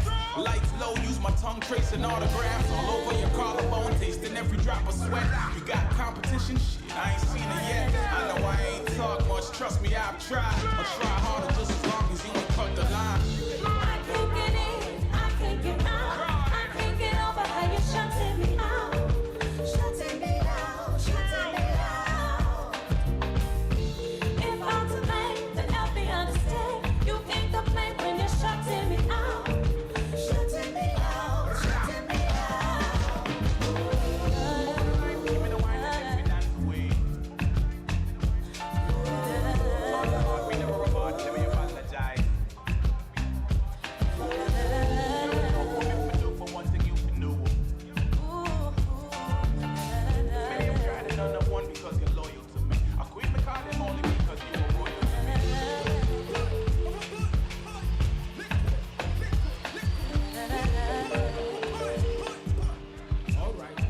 All right. They say liquor means fall. Gunshot means rewind. So my selector, reload your carbine. Rewind.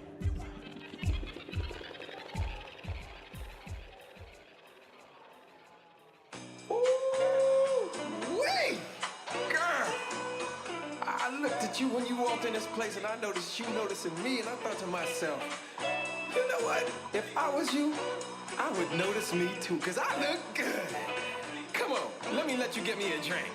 Hot sauce! I put it on everything. No, I won't hold nothing back. You can ask me anything. I speak the truth, cross my fingers, hope to die. Swear it on my mama's Bible, I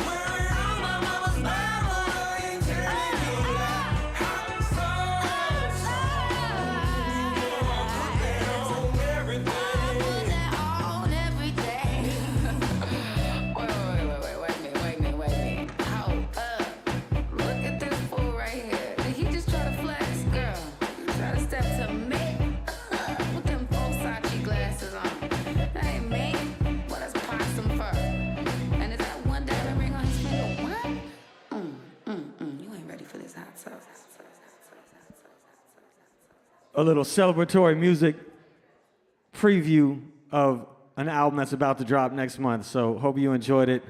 I promised Vanessa I would give you guys a little sneak preview of Story to Tell Chapter 2. So there it is. Thank you guys again.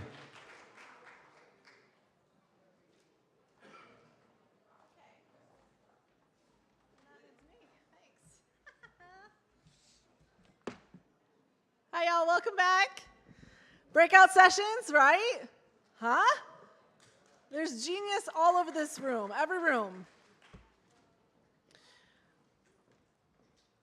Before we dive back in, I need to take this second. It's like when you're at the concert and then the people introduce the band.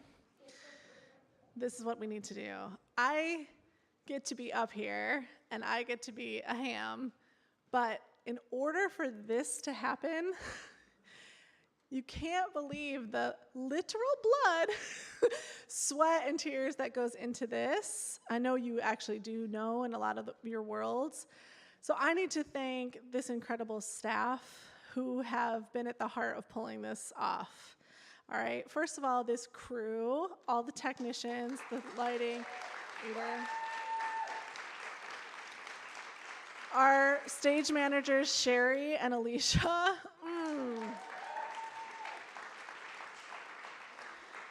And then I just have to say, I know everybody's really experiencing it, but the extremely small number of people where we used to have a team of maybe about 8 folks who would work on all the content and pulling this all together, we really have like 3.5 right now. And they have other jobs that are not only this. So I just need some recognition and love for them. So please give it up for Caitlin Burke, Sydney Creek, who we contracted to come back to help us, David Kilpatrick, and then please take an extra special moment. She's gonna hate this, but the curator, really, of all of this, who stays up nights listening to podcasts, thinking about things, envisioning which conversations should go like this, who should sit next to whom, how should this all go. Every moment that you've had today that where you go, that person was brilliant. The person behind that is Vanessa Thomas.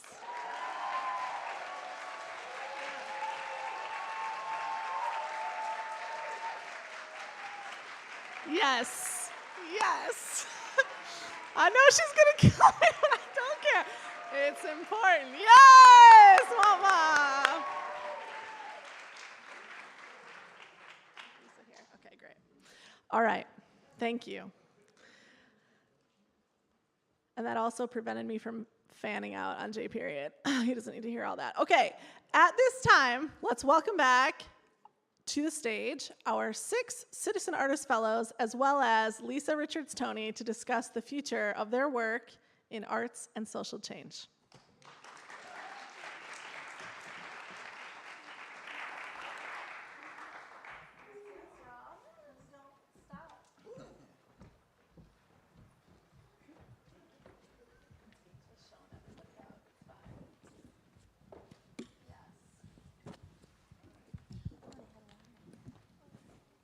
Testing. Ooh, it works. So this is my first time actually being with this group like this. How cool is that? Like a whole group. I'm feeling a little something. All these citizen artists, these global citizens, this awareness of being and that responsibility. So I just, tell them your name again. Oh, I'm Damon. I got a mic too. Daniel, that's right. Damon. Everybody has their own mic. It's Yeah. Community Center. We all have our own mics. So Daniel, I was just asking Daniel. Hold up. What? Damon. Damon. Like Wayans. I know. I don't know why I did that. It's okay. And actually, who checked me on that? Where's my friend yesterday? She was like, what are you doing? Anyway, Damon? All right. So I said, Damon, what did you all talk about yesterday? Did you have some kind of, it says, pre-panel discussion? I said, well, what did you talk about? And he said, and so I'm not quite sure, but I think they all have had the conversation. I'm now coming in. You know how that goes? It's like they've had the conversation. So what I'm going to do is I'm going to give some promptings. Fair? And don't be mad if it's like, we already talked about that. Because we weren't all there. And this is where the magic lies, right? So we want to get you to lift up whatever it is that stayed with you, resonates from today, you want to send us with as we go forward in our time. First of all, can we just give our names and kind of just like, whatever everybody's got these awesome elevator speeches these days. It should take like 5 seconds, all right, people? Because we all know you, but let's just know you one more time as a family. Okay, come on, Damon. My name is Damon Davis, and I am a post-disciplinary artist from St. Louis, Missouri, by way of East St. Louis, Illinois. All right, Damon, East St. Louis. Thank you. Hi, my name is Leflore. It's like bliss without the B or kiss with an L. And I am from Texas, and I'm an interdisciplinary artist, new queer parent, and educator, activist, all the goodies. Okay. Liz. Hola, my name is Ana Masakote Tinajero. I am from Boston. My pronouns are she, her. I am an Afro-Latin dancer and performance art curator. Yeah.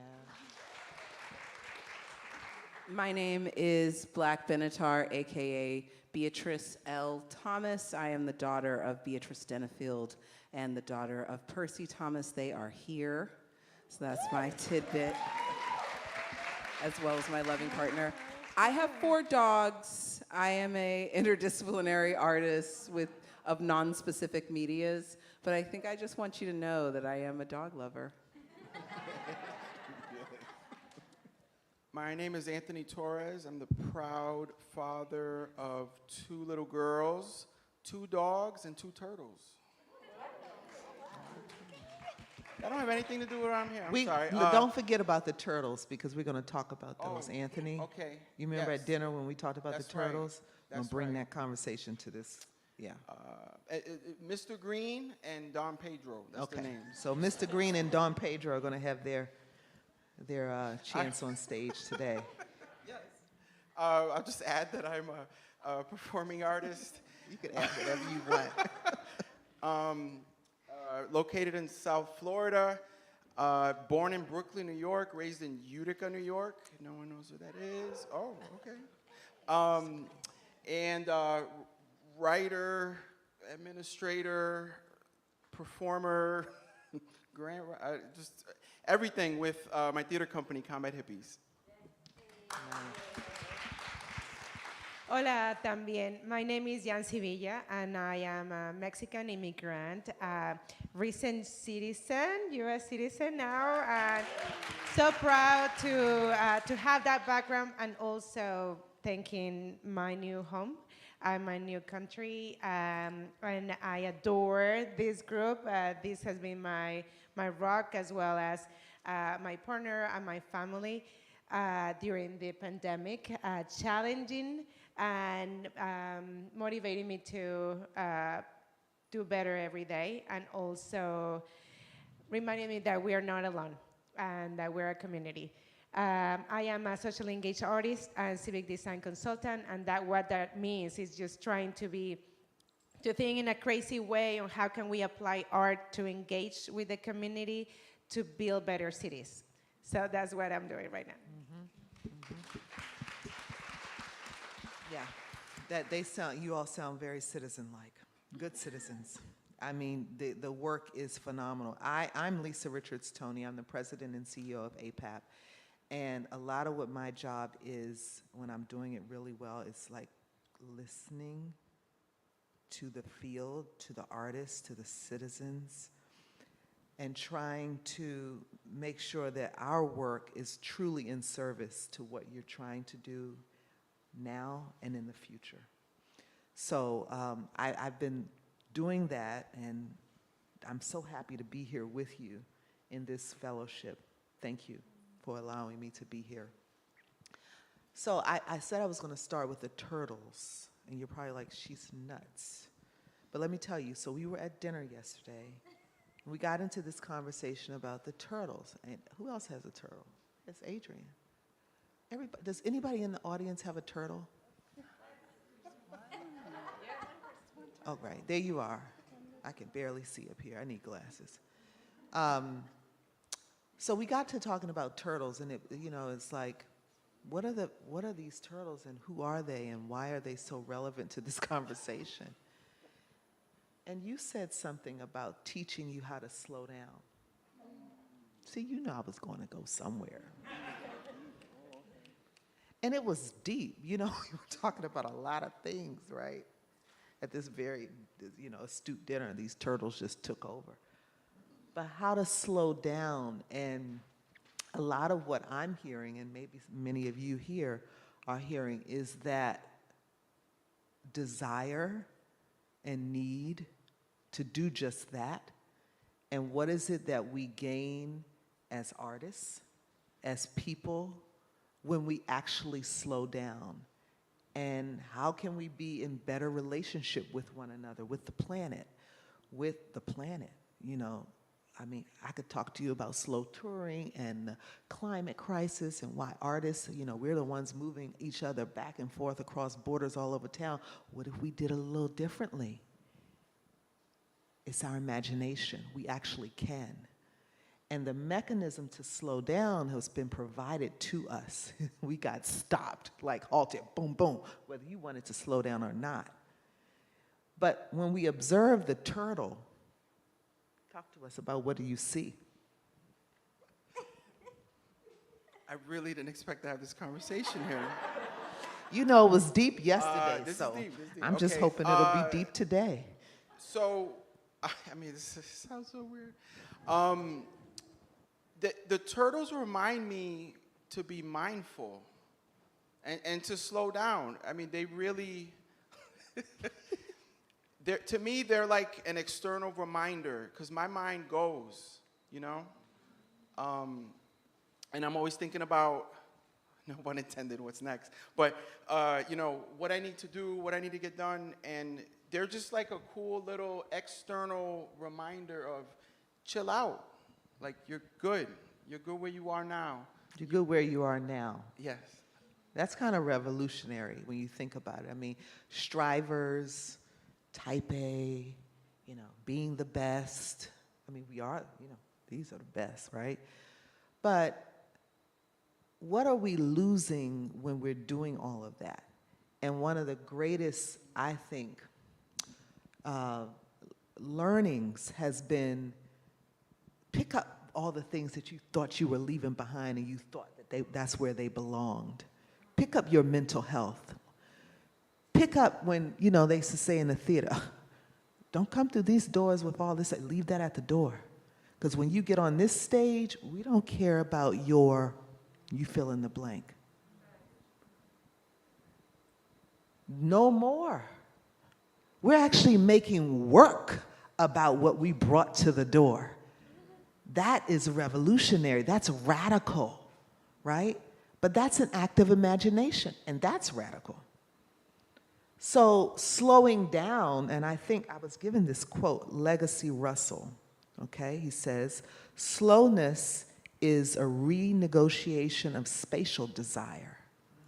To slow down is a privilege. That's true. That's true. Not everybody can slow down. A mourning, right? We know we like that fast pace. The brain is going. And an act of humility. It forces the breaking of a bow that snaps and sings, bringing us to our knees. How do we move fast? Slowly. It's complicated. What do you think? If I may, we were talking about that yesterday, and as a reminder, I think the U.S. is the only one who does not have a siesta time. Oh my God, yes. And we live in third world countries, so just thinking about really when moving to the U.S., everything is about production, and making sure that we are doing. And I also had this sense of it's never enough. So that is so sad. And I quickly just got into the same level and pace. So like, we need to do, because we need to prove ourselves and everybody else. So I think that just taking a step back and asking the right questions. I mentioned this story yesterday as we were talking. I was into this community about to do a mural, community mural, and I went with my clipboard and I asked, the youth, and I said, so tell me, what do you love about your community? What do you love the most? And this guy looked at me, he said, I don't. I cannot wait to get the hell out of here. And I was there trying to capture their stories to put them in the mural. Right? And no, I didn't know that I was not asking the right question. I didn't go there. I was there thinking that, assuming that I knew that they love their neighborhood. So the question was like a step back. Tell me about you. Tell me about your community. And from there, the whole mural changed, and it was not about the mural anymore. It was about the process of going into their own communities, and for 6 months, really researching about not only its history, but the people who live there, and how that process really transformed my work. So that's how I would picture that slow down, rethinking, and really reflecting on how we're going into a space and being intentional about that humility that we had to have, because we should not pretend to be I cannot pretend to be Black or Muslim or you name it. So just taking a step back and going with our guard down, or any notion that we know. Yes, that's a really lovely example. It touches on so many things, as you've said, and being in right relationship with those students, with the people that you're in community with, is so key to do the work that you want to do. And so you got to slow down, right? Slow down and listen and learn from them the questions that we need to continue asking, so we can make sure that what we're representing is truthful. Yeah. Others. I just wanted to share 2 kind of stories of slowness that are coming up for me. One is that when I'm not in drag, you can find me helping arts organizations take steps towards equity as an equity, diversity, inclusion consultant. And I'm sure you won't be surprised that everybody would like to do it now, when we started. What is that? That's right. And I think as a person who was starting their business, I was like, okay, let's do it now. Until what I understood was that slowing down was essential in order to do the work. And that if you are watching the clock, then you are going to miss all of the important questions, and more importantly, the answers. We have to learn each other. Learning takes time, and it takes repetition. So this idea of let's do it now, settle in, relax. Let's take it one step at a time. The next step will reveal itself to you. You just have to start, right? Pick a low-hanging fruit and start and commit to the next step. Don't focus on the pace. The other bit of slowness that I will share is, when you're performing for children, say in a library setting, and you are in your, I love to read books, so I'm in my performance for these youth, and like a 2-year-old kind of stands up in the middle of your big book reading, and they are just running their hands on your sequins. They want to touch the book, and I am reminded in those moments that while my nerves, I'm like, I'm going to give them the performance of a lifetime, the sweetness of the moment is in saying, yes, do you want to read this book with me? Oh my goodness, let's get a chair. Let's bring them up. Come here and read this book with me. Can you hold them degree? That's right. Or just in these settings, right, when we're meeting important people and we want to kind of get to the right people. No, everyone has something to teach you. And slowness allows you to experience those lessons if we allow ourselves to embody that. Beautiful. I was just going to add, slowness, I think, also allows us the space to welcome or acknowledge both grief and joy, which is often a really hard place for us to exist, and something that we've all probably been experiencing to some regard in the pandemic, right? Something that we're really being forced to reckon with. And I think accepting that on a scale of holding both of those in your space and for others, slowing down and really thinking through what both joy and grief can be. I know as a panel yesterday we were talking about like NAP ministry and like all these, if you don't know about NAP ministry, you should know about NAP ministry on, the following. But, all the different kinds of joy that exist in the world and how we can balance that with, we're all very intersectional beings, so how can we balance that and experience that as artists and reflect on that, and also give ourselves space to just be present and just be in the moment with each other and find community and fellowship in that as well. Yeah, with that, on the same token, with that quote, the word I heard in there was mourning, and that was the thing that stuck out for me. And I think, I lost a lot of people. I lost my mom right before the pandemic, and if honestly, if the pandemic would not have happened, I would not have slowed down, and I would probably be dead, because I was using work as a way to run away from dealing with that, and so I think slowness, and I totally agree, you got to sit in that, because if you don't, it's gonna catch up to you anyway, and it's gonna catch up to you physically, you're gonna be sick, or you're gonna be, and I think the pace at which capitalism have us running around, right? It makes you forget that to live a fulfilled life is going to take both joy and grief, and I think slowness. If it wasn't for slowness or being forced to slow down, I would be in a different place right now. So though it was a dark time for everybody, for me it was something that I needed personally, and it's manifesting in the things that I'm making right now in ways I never would have imagined, So I kind of appreciate the forced slowness, and I'm taking it upon myself to slow my ass down on my own instead of, Somebody else waiting for having to mass, tell you. mass problems, So you said something, so the work is, but what does it look like now that you've slowed down? Like, what do we have to look forward to with our work? What is it going to embody that's going to feel different? Because I think we're all in agreement that we want to slow down. I think for me,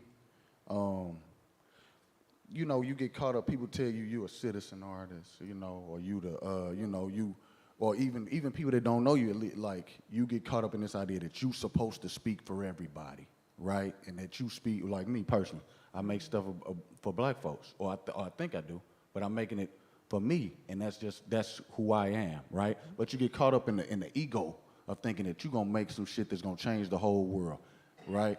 And it's a different type of ego than the normal, I'm just trying to get rich artist. It's this type of artist, like, I'm trying to do, I'm here for a glory or something like that sort of thing.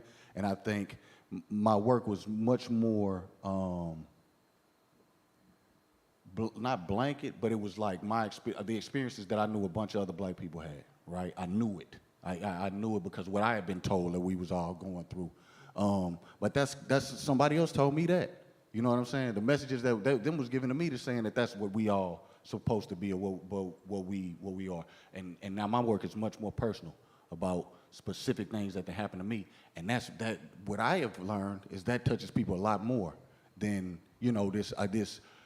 this idea of what we are, or who we're supposed to be. I think that the more micro you can make the thing, the more micro the story is, the more authentic it is to specifically your existence, makes it that much more macro, because people can see the humanity in the truth, right? And that's what we're here to do. We're supposed to be having a conversation about humanity. That's right. Yeah. Thank you. And tell us, how will, let's riff, okay? So we accept that contribution. So how will community impact look differently now? If we're not so much speaking from the universal, right? I mean, you know, you're a performer, you're an artist, you know, you got to go. You say, is that your experience? I can tell because I don't believe you. You know, you're doing a piece and they say, where are you attaching yourself to? Exactly, you're not. Try again. What will community impact look like? Because we are now releasing what was holding us back and embracing that vulnerability to be that personal. I guess. What do you think? Thank you for that question. Okay. To Damon's point, I actually was saying this story earlier. When I told Mommy that I got this award, she was so excited for me. And then her second question was, is that a big place? And I carry that question with me because it doesn't really matter whether we're at the Kennedy or whether we're home. What matters is the work that you're doing and the people you're doing it for. Because if you're not connecting with them, then what's the work for in the first place? And we had this conversation of what did we all want to focus on our work, and Yancy, and I'd love to hear your answer too in a second, was there was discomfort, like her focus was on making people uncomfortable, and I was like, you know, my focus is on making people comfortable, to making people feel seen, to feel welcome in a room, to feel welcome in museum spaces, so that we don't all feel so different. And it's probably likened to the way that I approach movement as a conversation, because when you're moving in synergy with someone, when someone first learns to dance, you want to do everything that you see externally first, all the tricks and the dips. And the more adept and skilled you get to dance, you start to realize it's about listening to each other. And the work shifts. When that shift happens, there's an aura that shifts in the person as well.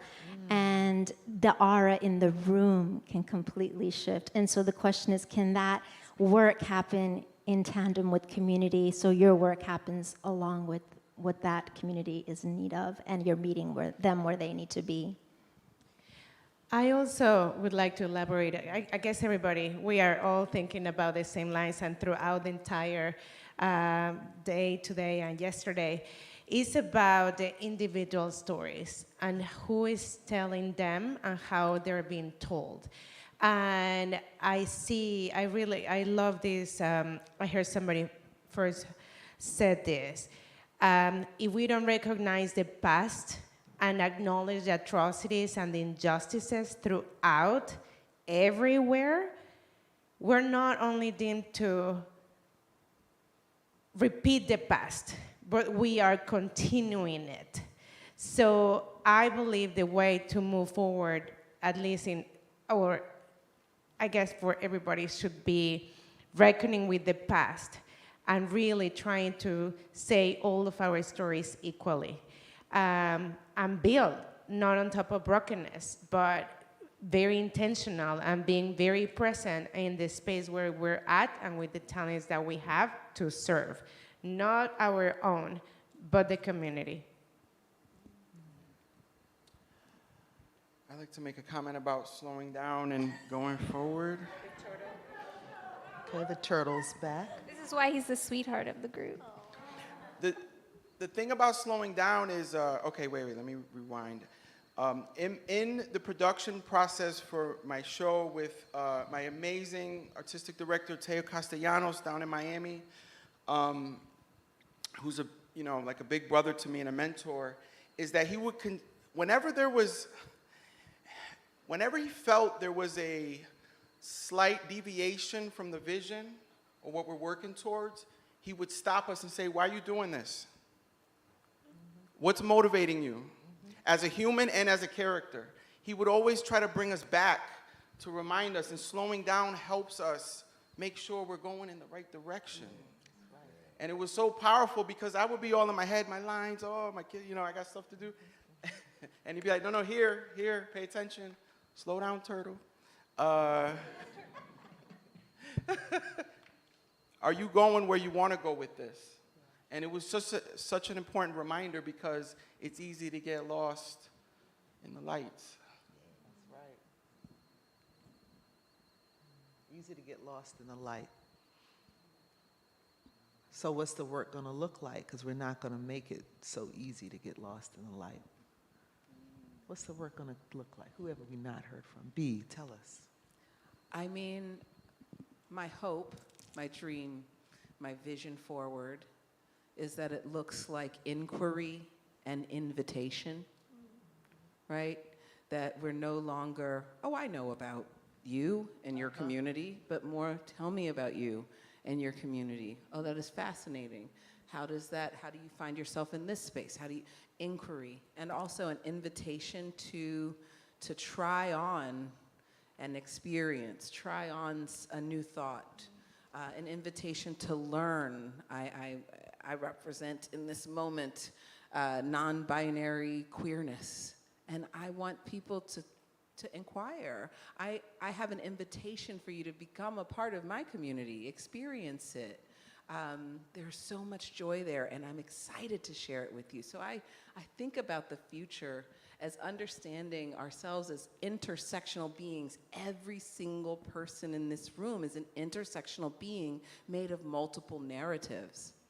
And so I want us to move into the future asking about each of our individual narratives and learning from that and drawing conclusions and not assuming that one narrative is the same, but building on the tableau.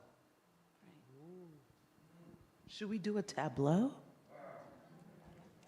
I heard that word a lot, and I still don't know exactly what it means. A tableau is a simple image, or you don't? Okay. I love it. Before we do our tableau, though, anybody else? What's the work going to look like? Because we're going to show you in the tableau. So nothing better than showing it, right? We can talk about it. I'll just hit on it real fast. So I imagine it as like a ripple, right? There's a ripple effect. So the pandemic in a lot of ways has forced us to find community in new ways. So for example, queer parenting, like I've connected with so many people around the US, and we hold each other accountable too to hold space for each other, right? So institutions that don't help us, that don't support us, that don't support each other, whether you're non-binary, trans, poly, whatever that is, right? Like we connect and we find that space, and then we hold each other accountable to stay in that space and spend time together and have conversation and have camaraderie, right? I think just reminding ourselves that we're not alone, and we are on this rich space together. And so yeah, again, just holding that space, not just as an artist, but as a human. Like what feeds you? How can you support others? We have so much love to give, and I just think I'm always thinking about like how much more love can I give, and where can I give that to? I would say towards Anna's comfortable and Anna's all love. I want to challenge all of us and myself every day on not staying comfortable, because if we get comfortable, things are going to stay the same, and we don't want things to stay the same. Yes, love, yes to being collaborative, but there's so many things. And thank you to the Kennedy Center and all of you that we right now have the mic. And with this mic, we have more responsibility. So if we can push ourselves all the time, I have a little post-it in my computer that says, do not get comfortable. To remind me. Yeah, that we can do more, and we should be doing more for all of the ones that do not have the mic. Ooh, I just want to say one thing. Okay, one thing. Just adding to our future vision, since we're building it together here. Let's build it together, because we got to show it next. I believe that our future is one that is filled where we are each advocating for each other, right? We are advocating for each other's joy, for each other's success. That like, when I walk into a room, I want to see you succeed, and I want to know about you so that I can understand how I can help you succeed. And I want that exchange. And I think if we go into our spaces with a spirit of advocacy towards joy and realization, I think that can be transformative. I agree. Give them a hand. And some snaps. And let's just give us like 30 seconds. Like, not even that, 5 seconds. Okay, guys, so we got to do this tableau. Everybody, look, you know what a tableau is. The future of our work will look like what? We talked about it. Now let's show them. Come on. We're gonna go. So we're gonna go 3, 2, 1, and on one, you gotta take it, and you all have got to see it, capture it, because this is the accountability. What you see here, this is what we're gonna see in our future. All right, here we go. I don't know what's gonna happen. But I'm saying you're gonna slow down. That's one thing you're gonna do. Slow down. Okay. You feeling good? You feeling good? We got it. Feeling? We got it. Freeze in time. Tableau, people. Where's your drama teacher? I'm gonna tell. Okay. 3, 2, 1.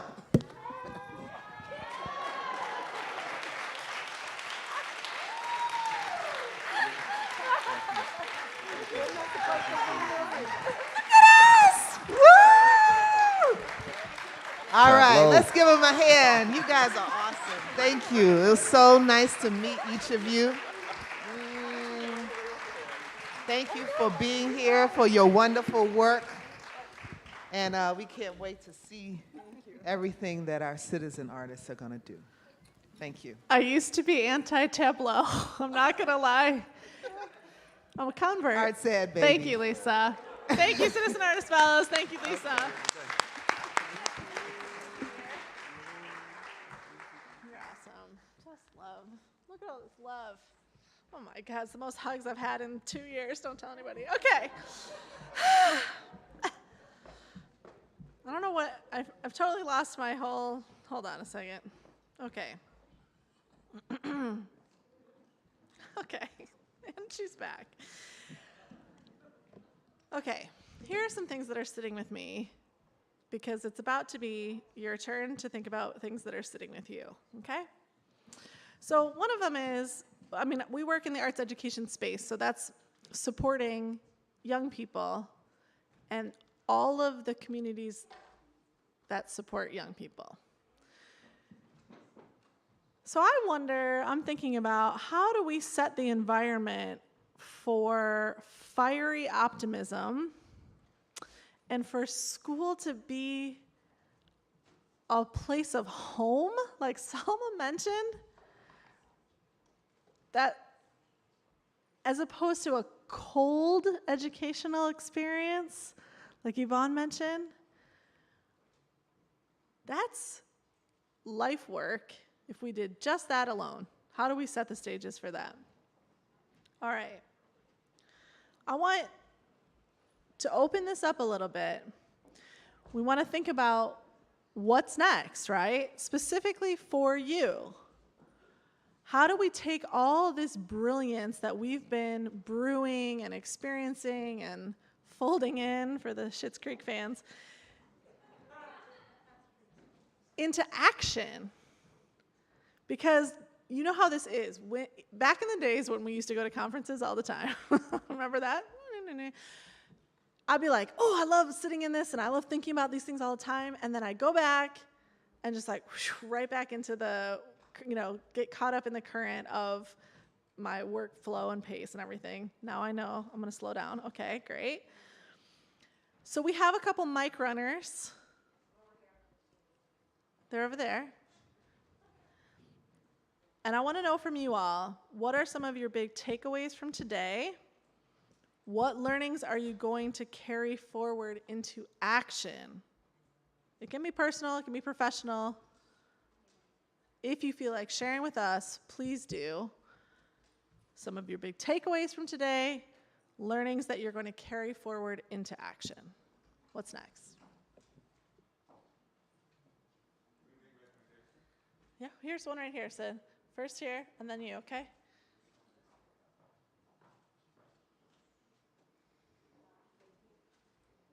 It'll happen. Just keep talking. Maybe it won't. Hold on, maybe it won't. We might have to hit the little button. No? Okay. Well, my biggest takeaway was in the justice and healing. We talked about how we need to create with the intention of a broader community and a broader justice for all. And as a young person, as a young creator, I take the challenge to keep creating whatever my history is, my story is, and put it out there, even though it's nerve-wracking and super scary to actually share your art. Great. Thank you for sharing.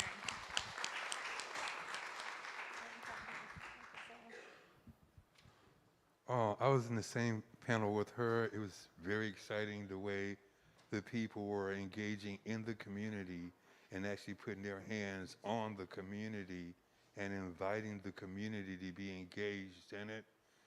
And the community adopted it. It's like our baby. That was very empowering. That's the greatest takeaway I took. There was so many other ones, but that really touched me. So, but I'm right here in Washington, D.C. My name's William Taft.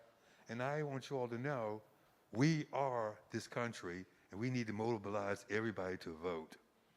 Everybody. Artists don't think about that, y'all. We don't. So let's think about John Lewis, and let's get into some good trouble. Hey. Huh? Let's do that. So please check me out on YouTube, William H. Taft, PSA. You can download the little clip there and attach the voter registration form to it and forward to anyone that you know that needs it to register and vote. Tell them to send it to 10 more people, and let's get involved and do what John Kennedy wanted us to do, to make a difference in our country. Thank you so very much. Isn't it funny that your name is William Taft? Okay, Dallas Cowboys, proud daddy. Yes, I'm a proud daddy of Black Benatar, so she goes before me. But my takeaway is the collaboration between the different artists and the styles. I was particularly touched by the J period, to how we can use our different art forms to merge new experiences for people. So I'm just thinking about it, and I saw the storytelling and the dancing and the music, how we can integrate that and bring new creativity, new force that will bring more people into our arenas. Thank you. Thank you. Yeah, it was rare to hear anybody today who is in one single kind of genre or one single type of art. It's just not happening in the same way. So we as institutions, we as supporters need to also be flexible with that. Yeah, right in the back. Oh, you're an actual runner now. Mike Runner. Good job, Sid. Good afternoon, everybody. I'm just going to share 4, probably not exact quotes, but little points that I wrote down. I find that confidence training, somebody mentioned that earlier in the day, would be a fantastic idea to put some action onto moving forward. How to make people feel confident in every level of meeting or group they might encounter, so that they can, next comment, deserve to be there, feel like they deserve to be there. Third one, share with the world that which is most unique to you. That might not be a direct quote, but that's what I wrote down. And last one is, quote, shut up and listen first to the community. Yes, thank you for sharing. Confidence training, just hang out with a Leo. I don't know what's all you need to do. Okay, Zaya. Hi. Some things that I took from being here is always believe in yourself. You can do anything you put your mind to. Never let anybody bring you down. Always keep going, even though struggles in life that you can't really change. Just always push through. Yes. You know, you taught people that today, right? You know that? You taught people that. Yes. Thank you, ma'am.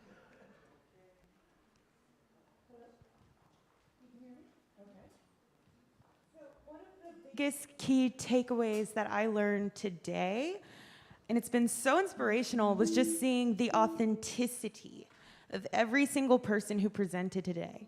Nobody shied away from telling their individual stories, and that's something that is very refreshing for me. I don't see that a lot, and it's definitely inspired me to take more responsibility, and instead of trying to appeal to the masses, just be honest about my narrative. And that's gonna inspire everybody. So thank you guys for that. Thank you. Okay. One of the biggest takeaways that I took from today is just to carry out the long conversation in my personal life with my friends and those around me and the communities that I belong to. I also feel like what's next is really reimagining the education system.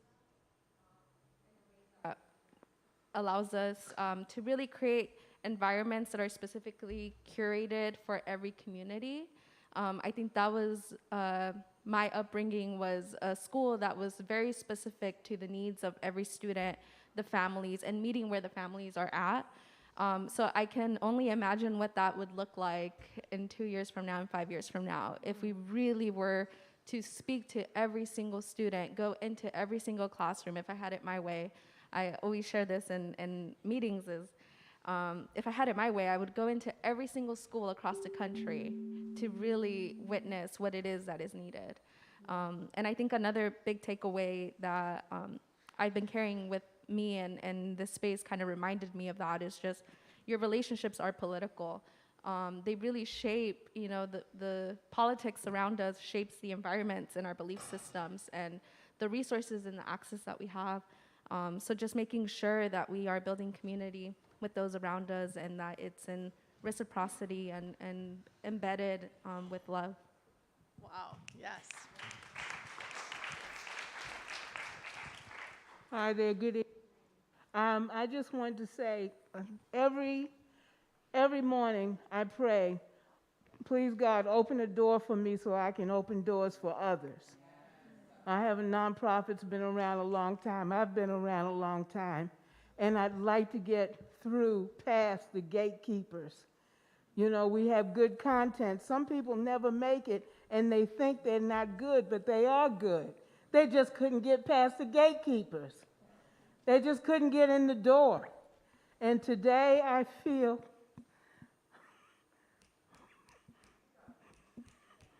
encouraged.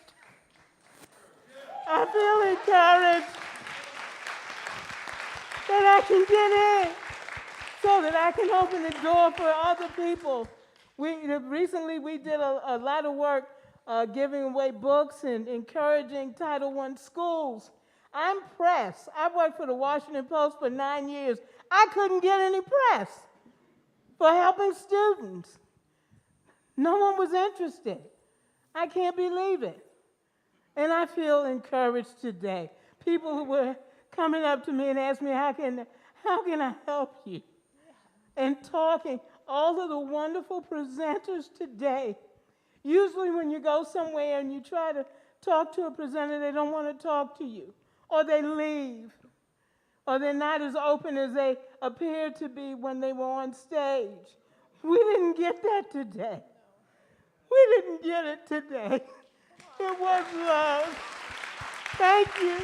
Thank you.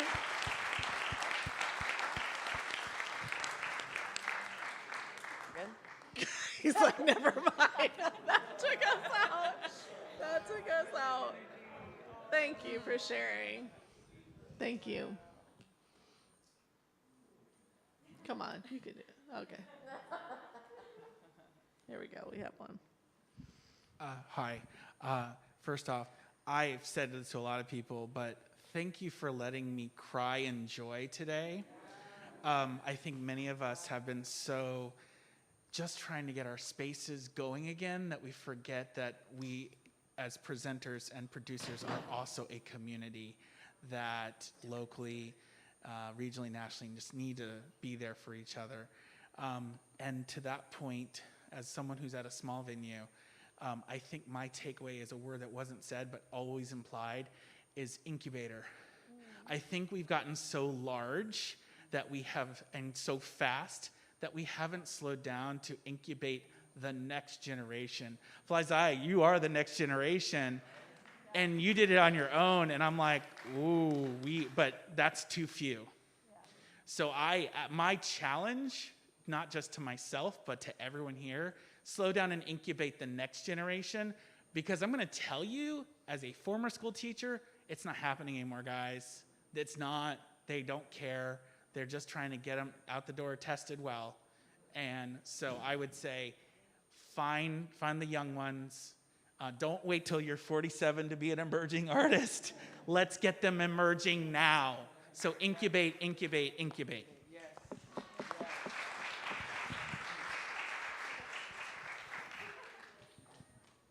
Hi, I just wanted to say that this morning when I was like, oh, I have to drive to the Kennedy Center, I really want to go, but do I want to? And then the email popped up saying, hey, you can watch this from your house. And I was like, But then I remembered several years ago, which was the last time I was in a room full of artists, and the energy and the encouragement, like you said, all of those things. It's so important for us to be in the room together. That's what it is. That's what gets us continuing to refresh and rejuvenate and build our artistry. And all of us from different walks of life and different disciplines and across the board. I'm just going to use my ears. Or my teacher voice, whatever. But I think across the board, it's important for us to be in that room because there is energy in the room. And I'm glad I came and not sat on my couch and watched from the We're glad you did too.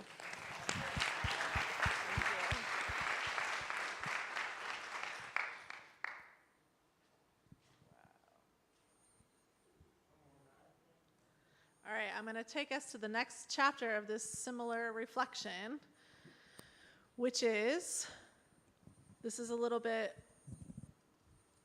going out on a limb, being vulnerable, but also like, help us help you. What do you want to see? What do you need out of a next art summit? How can we take this to the next level, whatever that might look like? What do you want to see? Say? Workshops. So rather than like breakout sessions, we actually dive in and do more hands-on training, sort of like, let's get in and do workshops. Yes, all right, we can do that. We love that. We need that too. Yancy? Yes, longer, more days. More days? I'm just kidding. All right, we can talk about it. Part of the workshopping would also be just community building because I had great side conversations with Yeah. super fast. So to hear and present, we have a lot of time for questions even, but Yeah. it's great to be able to think you guys all have something in common to share stuff. Okay, so that was, in case you didn't hear in the back, more time, intentional time for community building, more time for questions, sharing, even amongst the sessions throughout the day, and when finding people who have something in common. Absolutely, makes sense. Did I reflect that properly? Thank you. Yes, Damon? Cash prizes. Yeah. No, that's coming next. That's what I'm just about to do. Yeah. We have a wheel. We're gonna spin it. Cash money. Darren left that. No, I'm just kidding. All right, he's not here, so I'm sorry. Sorry, Okay, go ahead. I'm going to stand because I'm short. I'm not just going to say something that I want to see. I want to say what I enjoyed about this so you can continue doing it. So that the opportunity to see so many artists do a mixture of their art form, their work, so I get to experience it and get to talk about what their work means, because I often see those in two different places, and it was nice to see them together. And it helps me personally working for an organization that works with artists and wants to bring them to my community, so it helps me get that Such a good information. point. Yeah, thank you. We encourage that, but I don't know if we know how much that gives back in terms of allowing that space for artists to talk about their process, talk through it. Thank you for that. I would like to see more youth. Me too.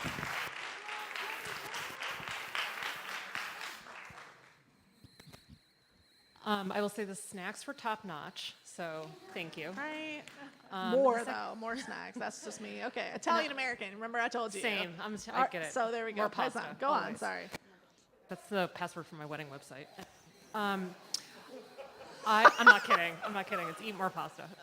Anyways, my question actually, rather than a statement, is were press invited to this? I'm gonna write that as a note. Because everyone should hear their stories, not just the citizen artists who are fabulous, but the local nonprofits who could come today. I thought the cost of this was lit down so many barriers for people to come and attend this magical day, and I had never heard of it before today. So congratulations. Thank you. Thank you for that. All right. Yep. Let's do this. Let's finish it up. Again, just want to thank the whole team and everybody who put this together. And I hope for the next Art Summit 2022, you have more staff to do this. Me too. In the spirit of Miss Lisa Richards-Toney and we need more arts workers to make experiences and events like this pleasurable for everybody, every step of the way. Thank you. Thank you. All right. Y'all, it's time. Let's hear. Thank you, I should have said first. Thank you for that input. Thank you for sharing. Thank you for speaking up. And we'll make sure that you can get a hold of us. The links for today, the YouTube links, are going to stay on our site also. So if you have things that you want to go back to, I heard that from several people. I want to go back to that. I want to hear that again. They will be up there. And then also you can share that with friends, family, loved ones, etc. Now, it's time to hand over to our fabulous, can we call you our Art Summit house band? Feels good. Feels good. We'll take it. All right. We'll take it. The Amy K. Bormet Trio, featuring today Dior Ashley Brown. It's a lucky day.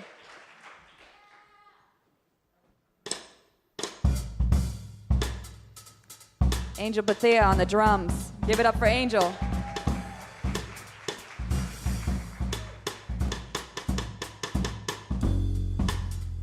Corinne Chapdelaine on the bass.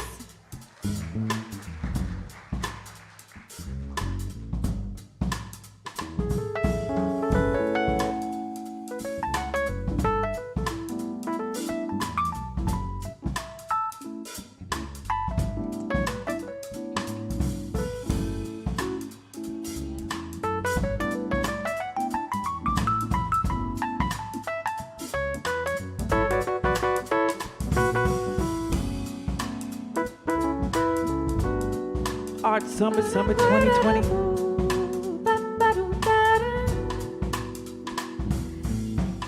Let me tell you a story that's been banned from 1,000 books. From the stage to the page, there's a room for everybody. From the boardroom to the streets, everyone's invited to listen. We've been called to rise to the challenge, to create new ways of being and seeing. We are worth fighting for.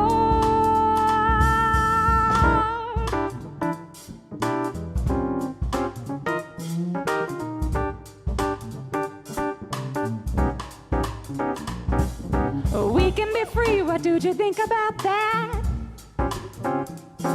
I said we can be free, we can be free. We can be free, what do you think about that? I say we can be free, we can be free. Word the flies are, grown-ups, hear me out. Alright. Yo. Keep trying to paint the picture, ain't all flat. Realize the root in the vision is 5D. Need some more reflection that encompasses all we. Word to flies are our leaders, the accountability. We can do this through our philanthropy, no deniability. Diversity exists when we see its fertility. The rays of cultures, colors, wonder.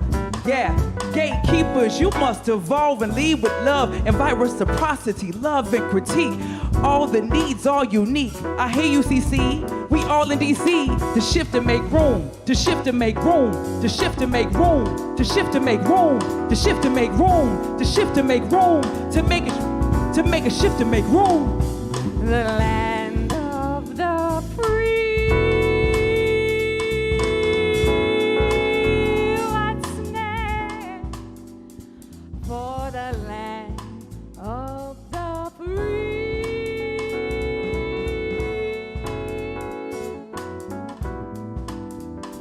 Lift every voice and sing. We can be free, but do you think about that? We can be free, what do you think about that? We can be free, what do you think about that? Yeah. We can be free, what do you think about that? Is yours. Let me hear you say freedom is yours. Freedom is yours. Let me hear you say freedom is yours. Freedom is yours. Yeah. We can be free, what do you think about that? It's 2020. It's 22. We can be free, what do you think about that? I say we can be free, what do you think about that? We can be free, we can be free. Freedom is yours. Give it up for Amy K. Bourmet on keys.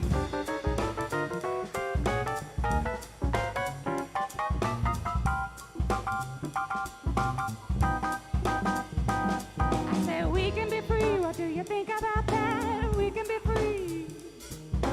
We can be free, what do you think about that? We can be free.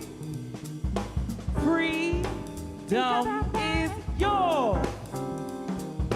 We can be free, what do you think about that? Yours. Yeah. Land of the free.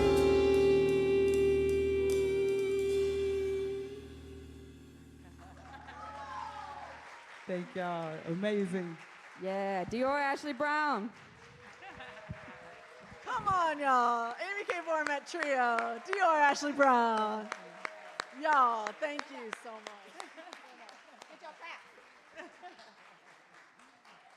All right, it's official. Laughed, cried, danced. That's a full art summit. That's really it. That's really it. Thank you. Thank you so much for being part of this family. You're forever in now in the family, so please always come back. Please be looking online for our materials, and we'll share things with you. Thank you to our family who helped make this day possible. What's next? Literally what's next right now, short term, is some delicious dim sum curated by Eric Bruner Yang, who you heard from earlier today. Okay, cocktails and dim sum in the River Pavilion. Let me tell you how to go there. When you exit out this door and you walk down this hall and you go up those little tiny stairs that are very narrow. They're not narrow. What are they? Not steep. It's the opposite of steep.